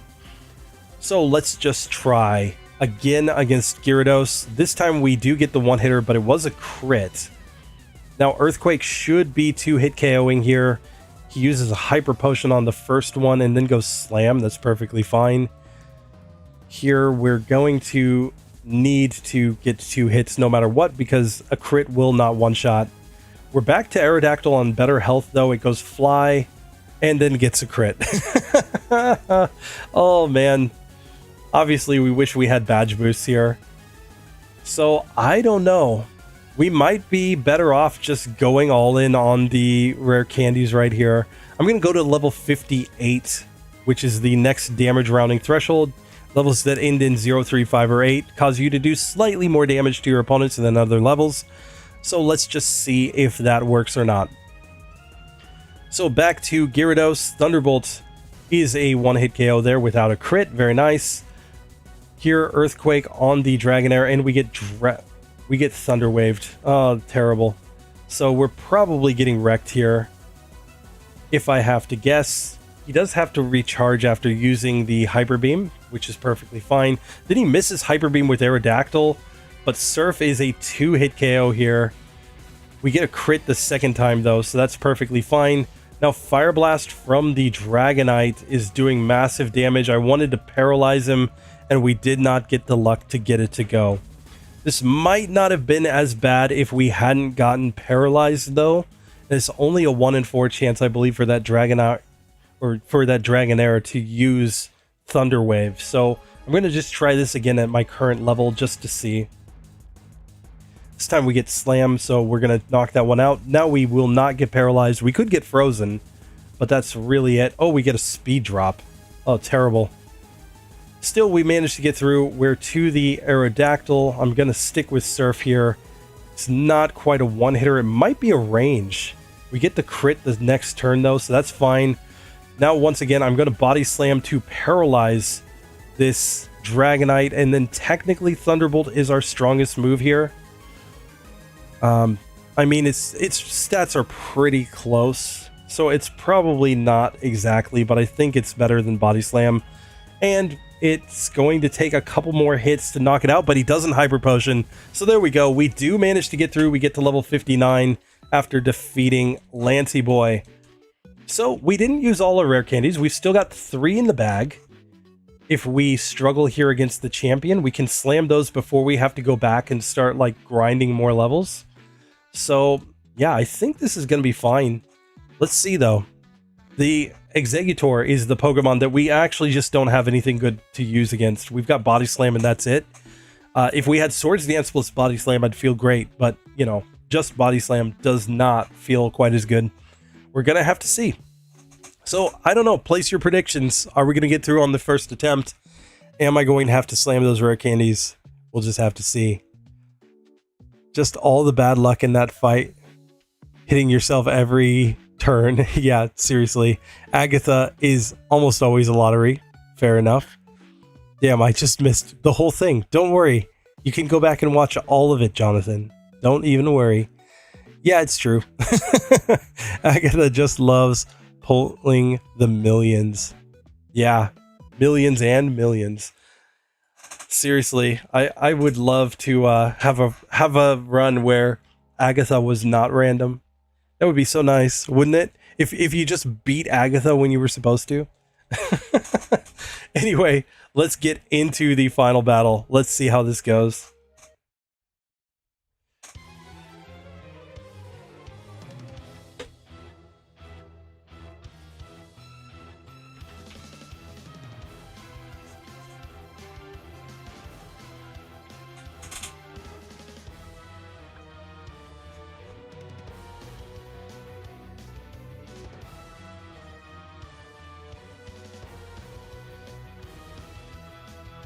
So, champion attempt number 1. Obviously, we go Surf on the Sandslash.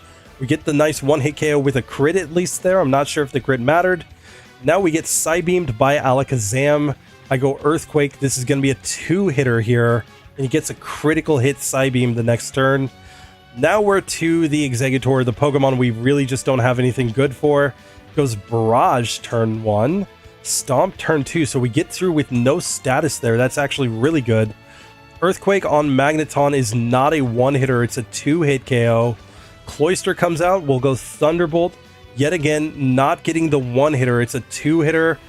We get to level 60 as Flareon comes out, it goes Quick Attack. We hit the Earthquake though, and end it. 9 HP remaining, and our level is 60. So you put those two together, you know what that is. And we have defeated the champion. Oh my goodness. Now we're 15 minutes, 49 seconds to get through that.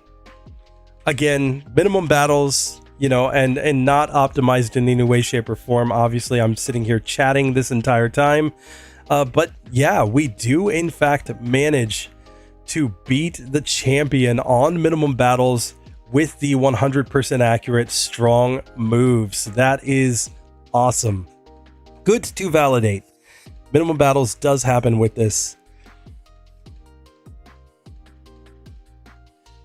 Yeah, Felix, I understand where you're coming from with the body slam, but the reason why you need it is for that Executor. You don't have anything better for the Executor if you're using these moves. That's where Ice Beam actually would be a really good play, but keep in mind Executor has really, really good special. So you actually want a physical move there. You just can't really get many good physical moves there. Yeah. So GG, nice. Mew got 0 DVs. Yes, this is 0 DVs, Mew. I'm guessing on the 3rd attempt. Fair enough. Yo, D1D, how you doing, bro? So, Felix, the reason why Body Slam is on is because this is meant to compare to the previous run with inaccurate moves, where we were using the moveset of Submission, Mega Kick, Hydro Pump, and Thunder, it was. So I was trying to be as close as possible. I mentioned earlier on why I didn't go double kick in this, because I wanted an actual strong move, and Earthquake is a much better move in that sense. But otherwise, I was trying to be as close to apples with that as possible. And it's because I've actually already recorded a run that has double kick involved in it. So yeah, that will be coming out soon. Yeah, if you headbutt a brick wall enough times, it will fail. Clearly, yes. Jonathan Griffin, you got it. Yeah, makes sense. Yeah, I wanted to compare it to Mega Kick, because Mega Kick is 120 base power, but inaccurate, and that was the entire point. So just a second here, guys. I got to reset my overlay because there's a glitch in it where if I don't, I will not be able to progress. So we'll be right back with the overlay. You guys are going to get like a green screen, I think. You know, RSC Pokemon challenges, anybody? Sorry, I have to reset my overlay in the background here. I was planning to release this publicly initially, which is why I've got like explanations written in here. But, you know, we'll worry about that later. One of these days.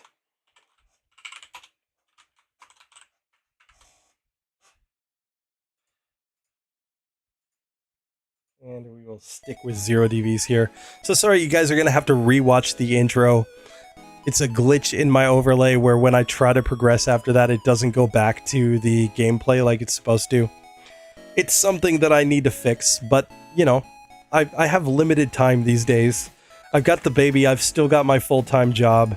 I've got 2 part-time jobs, and I'm doing this in GSC Pokemon challenges, so, you know, time just runs out on me all the time, basically. But I've mentioned many times, I am getting much closer to my long-term goal of being a full-time content creator. I've actually had, like, if we're going back in the last calendar year, 4 of the months in the last calendar year have been like in my top 5 all-time best performing months. You know, and the other months that are in there, outside of last summer where I wasn't really posting videos because my baby boy had just been born, I crushed, like, you know, 2024 crushed 2023. 2025 to this point is absolutely crushing 2024 in terms of performance of the channel. I'm super excited about how great everything's going. I cannot thank you guys enough. And I'm really thankful that I'm even like being able to debate being a full-time PokeTuber at this point. The problem with it is that when you get your like mindset of like, I'm getting so close, it causes you like at your day job to kind of become like a crappy employee because you're like, I'd rather be at home making runs right now. I don't want to be sitting here, you know, answering phone calls. Anyway, so we have defeated the champion. He says, why did I lose? Well, obviously it's because you weren't using just 100% accurate strong moves. His grandpa's going to come in and chastise him for not using proper strategy here that every player knows. And with that, we will put good Mew into the Hall of Fame. Level 60 to beat the game, really not bad. I think you get that level down quite a bit. Obviously, if you're running max DVs, you're getting through much easier.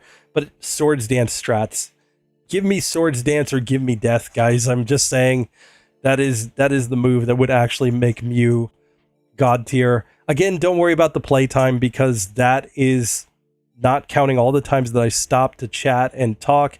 And I mean, even with that, like, you know, my overlay time, I was stopping to chat and talk even while the timer was running, you know? So, yeah. RSE. Hell yeah. RSE is goated. Yes. Clearly. Thanks for the stream. It was fun to watch. Thank you, Bellady, for being here and commenting a bunch and hanging out with me. Appreciate ya. No, that's a nice yellow. There we go, Pikagi. So, yeah, RSE, clearly. Ruby, Sapphire, and Emerald. Yes. Hell yeah, bro. Keep it up, and you're doing great. Appreciate that, OP Zombie. Brats, you always seem like a great guy. Appreciate that, Hair Day. Thank you. You deserve the increase in views. You make good stuff. I appreciate that. Hope you're able to get more out of your channel soon and are able to drop one of those part-time jobs. You are preaching to the choir, Bren.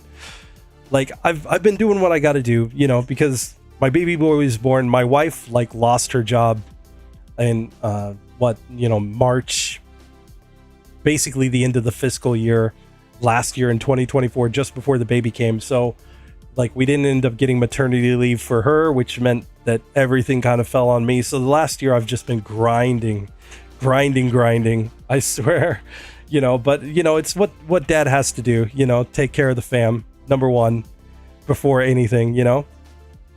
Appreciate all the love. Thank you. I see lots of hearts coming in. Appreciate you guys. Yeah, it's definitely scary to go from sure money to maybe money, but when you do, it is a great feeling. I agree with you on that. You know, obviously that's my wife's big reservation about it is, you know, just like, are we going to be good? And I'm sitting here feeling like we did this well with me doing this in my spare time effectively. Man, if I could spend more time and make some of the videos that I really want to make that would just take tons of time. Oh man, I think we would absolutely kill it.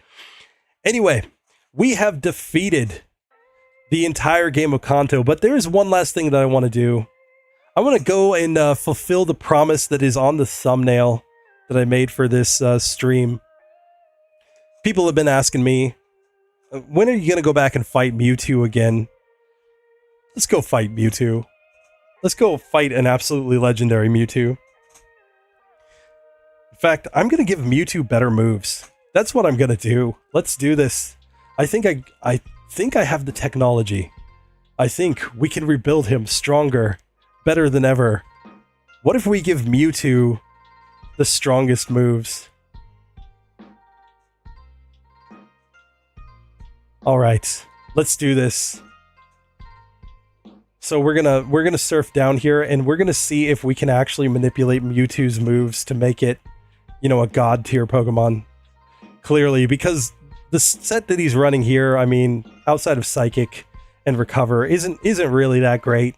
And I think we want him to go all in on attacking moves anyway. So, what moves should Mewtwo have? That is the question I have for you right now. Let's run against a few different Mewtwo's. I'm gonna give Mewtwo my moveset first, and then I'm gonna adjust it to different things. That's what I think, because I think it's hilarious. First, let's go for the mirror match. Clearly, you know, I mean, he's only level 70. We're only level 60. This is clearly fair, but we have badge boosts and things like that. So actually, I do think it's a pretty fair fight. But yeah, just a second, guys. Let's go battle opponents. 2-0 moves.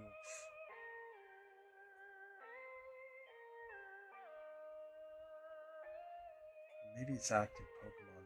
Just a second. Just a second. Just a second.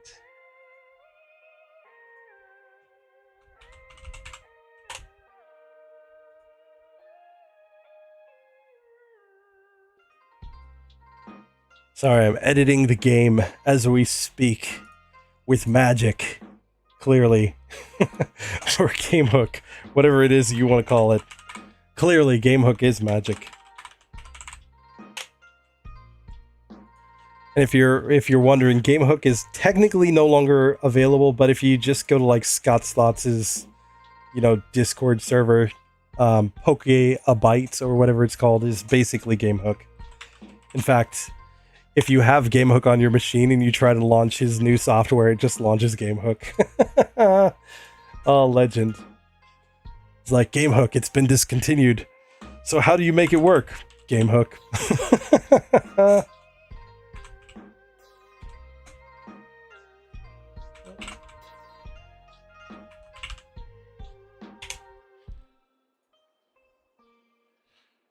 Okay. Let's see if this has worked. If this has worked, then Mewtwo is going to have exactly the same moveset as me. If this hasn't worked, then we're going to have to reset, which is why I'm saving right here. Let's go. Mewtwo. Oh, yes. He goes Earthquake. I go Surf. Clearly not the right strategy. I want to body slam him and paralyze him. Oh, he's body slamming me. No. We clearly lost. Oh, Mewtwo. Absolute legend. Let's try this again. So I'm going body slam turn 1. I want to paralyze him. We get the paralysis. Yes. Now let's go for the Earthquake. Obviously, he has lower defense. And we need him to be fully paralyzed. Just one turn. Just one turn. We got so close. Come on.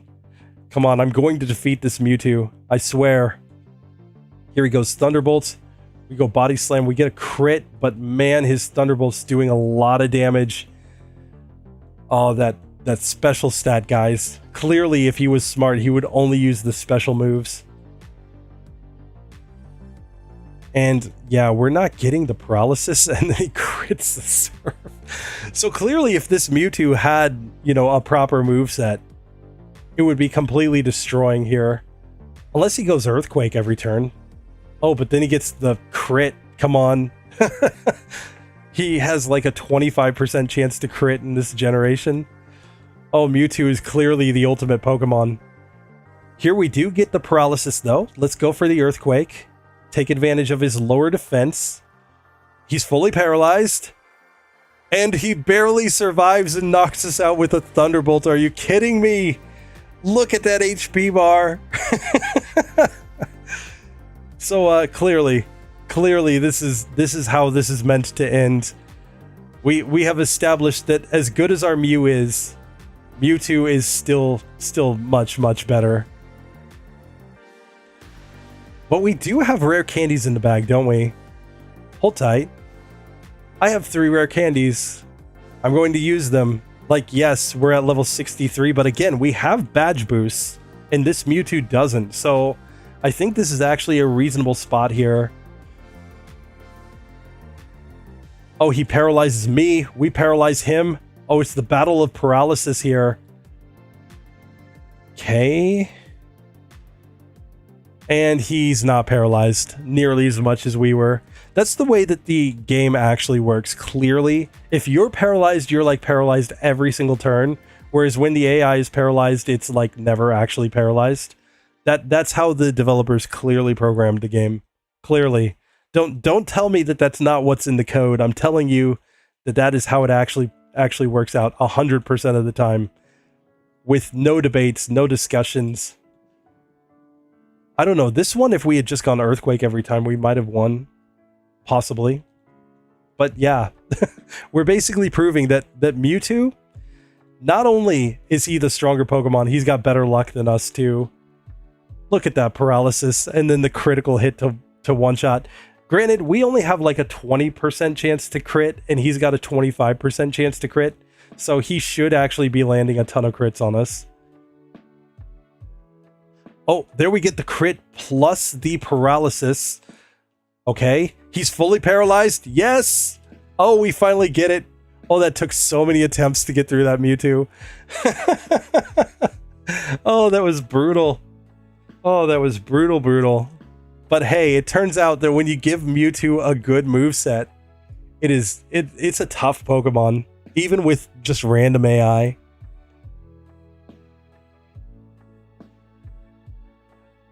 Editing the game while in the game. This is sorcery. Yes.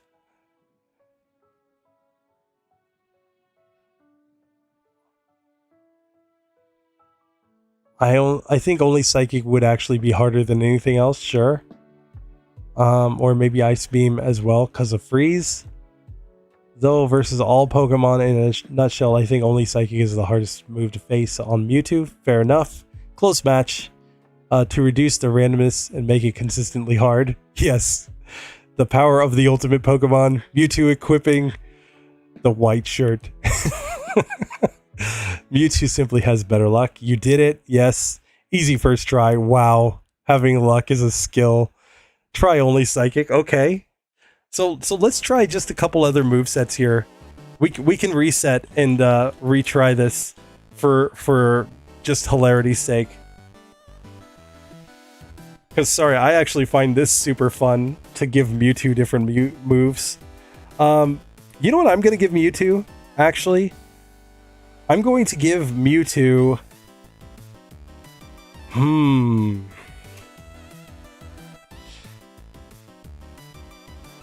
Okay, so let's just do a test where we give it only Psychic.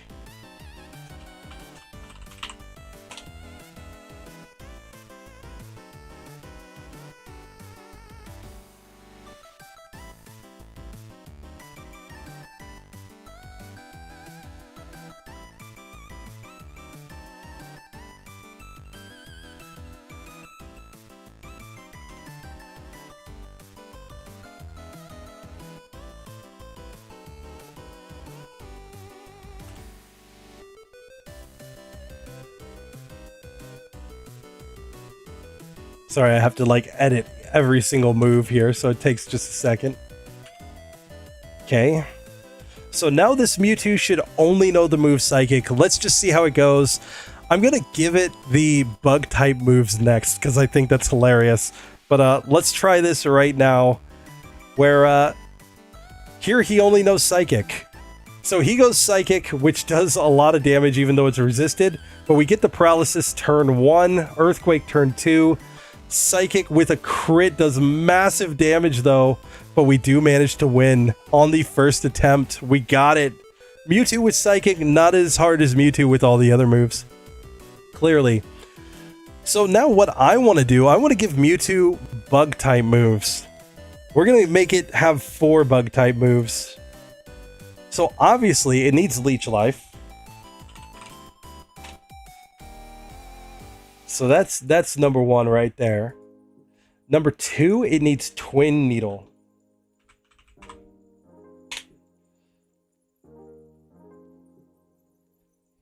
Number 3, it needs Pin Missile.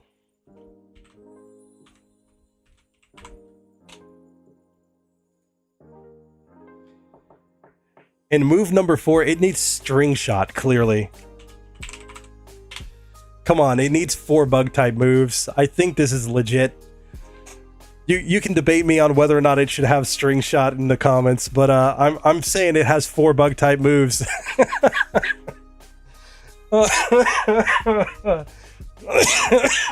Oh, sorry, I find this hilarious. The Leech Life that is somehow 320 power. I don't think that's actually true. I think that comes from another run that I've been working on in the background. Don't worry about that. Twin Needle, 100 base power. Pin Missile, 56 base power. String Shot, no power. Still, yeah, ignore that Leech Life. That's for later, guys. That's for later. Anyway, let's get into this. I'm going to go Body Slam. He Twin Needles.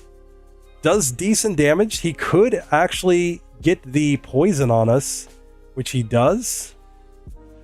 And we're not getting the paralysis, and then he crits. So he easily wins against us with the Twin Needle spam. This time he Leech Lifes instead. And now he String Shots. But now we get the paralysis. Yes! That's what we needed. The Twin Needle crit, though. Still, we managed to knock him out. Very, very nice. So it turns out it is possible to beat him when he has only bug moves, but it is not perfectly consistent. If he just goes Twin Needle the whole way, we lose.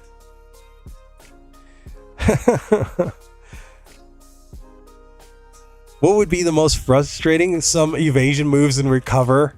Oh, yes. Yes, I think you're right. Lose to a Mewtwo with only Bide? We could try only Bide. The music made me think I was getting rickrolled for a minute. Oh my goodness. Swords Dance, Leech Life, Body Slam, perhaps? Mewtwo with Tombstoner is definitely the hardest. I agree with that. But I mean, if we give it Tombstoner, I would need to use a different ROM than this one. I would need to use the ROM hack where I actually put Tombstoner in. We'd have to go Marowak for that one. I didn't make the ROM hack where I had Mew as the starting Pokemon. I'll have to do that later. That could be a fun one later. If I give every opponent Tombstoner as like their fourth move in their fourth slot. So there's like always a chance that they use Tombstoner, but it's not guaranteed. That would be hilarious. Anyway, I'm going to do one more. I'm going to do two more Mewtwo strats here, okay? I'm going to do the super trolly one that somebody recommended. So we're going to give it Recover. We're going to give it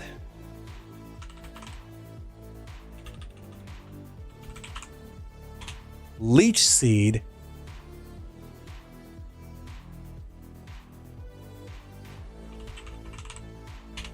We're going to give it Double Team.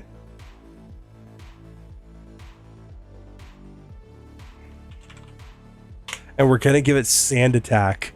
Oh, this sounds terrible. Like, technically, we could give it Toxic to be even more trolly. Let's do that. Let's give it Toxic. I was thinking Leech Seed for the recovery, but honestly, Toxic is more trolly here.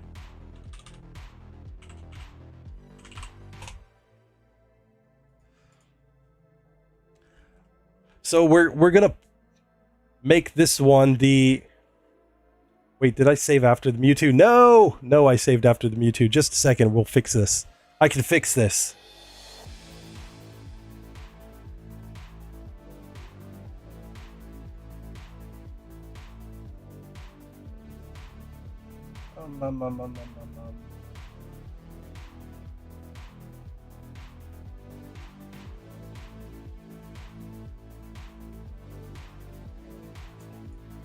Let's set that false save value.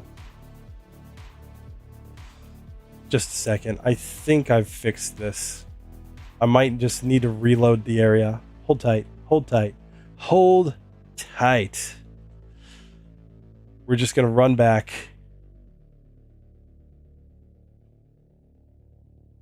Oh, they just make this last section so long. Okay. Let's see if he's back. Let's see if I actually fixed it or did I not fix it. And they make it so that you can't see from over here. No, he's not there. No, he's not there. What happened?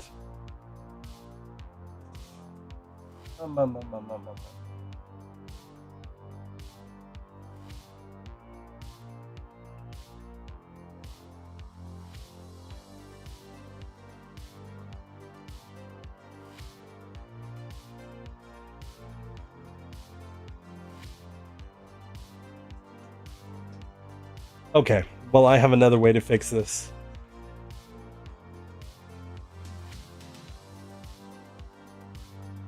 Overworld, counter table.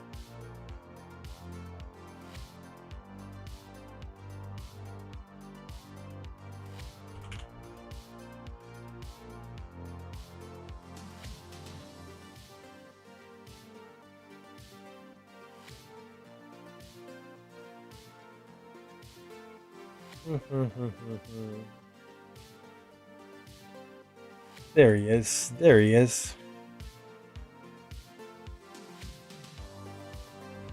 Alright, so I have changed a common encounter so that one of these common encounters will be a level 70 Mewtwo.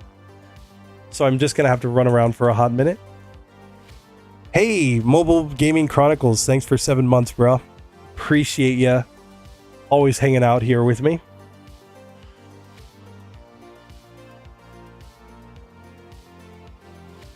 Let's just find this Mewtwo wherever he is. I swear he's down here. We're just getting all these Oh, Ditto. Ditto fights could be fun too. And there is our level 70 Mewtwo. So he knows Recover, Toxic, Double Team, and Sand Attack. Just for the memes. Let's see how this goes. He double teams turn 1. We paralyze him though. Now we Earthquake. He recovers. No. Come on. He's double teaming. And now he gets the Toxic. Oh, we're going to need some luck. He double teams again. We hit the Earthquake. We need one more hit. One more hit. Come on, one more hit. And he recovers. No. So just like that, we're dead. Oh, we got so close to destroying Mewtwo with his trolley moveset, and it did not work. It didn't work. Leech Seed, minimize, recover. Toxic Leech Seed. Oh, come on, you guys are just going so hardcore there. Oh, that's brutal. Spore would be so broken. I agree with you. Let's go 7 months. Amen. You're welcome. Yeah, they're the best PokeTuber ever. Well, I appreciate you. Mobile Gaming Chronicles, I do appreciate you a lot for being here and on GSC. It's so much support, man. I cannot thank you enough. Really, really. Like, channel members are OP, dude. OP. So, let's try this one again. Let's see if we can find a new level 70 Mewtwo in here. I'm gonna have to actually turn on wild Pokemon here. Huh? Where's my wild Pokemon at? Why aren't they working? Hold tight, hold tight.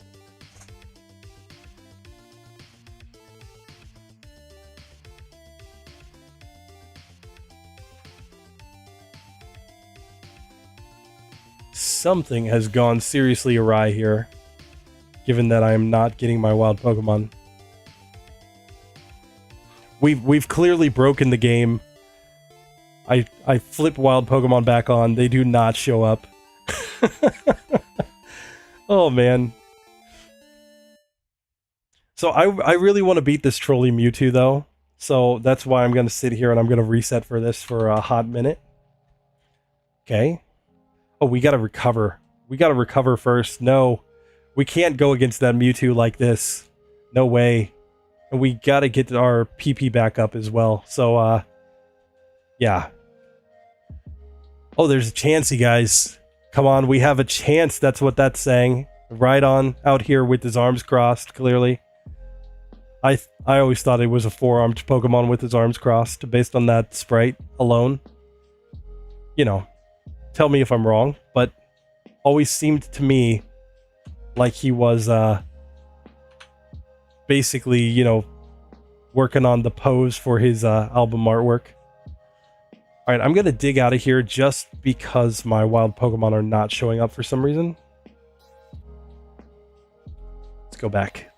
Let's go back. Okay, we get a wild Pokemon here. I'm pretty sure my Mewtwo will show up out here too. You know, like he's invading all of Kanto now. There he is, the legend. Yes, we have found him. Surely Mewtwo will arrive right on time. Oh, that is a legendary comment. Thank you. Okay, we get Toxic turn 1. And then he Sand Attacks. Now we get the Paralysis. Okay, so now we're on a timer, but we have a chance. Earthquake. And we need to... Oh, he recovers. Come on. No. And we lose because he recovered. If we had actually managed to hit, we would have won.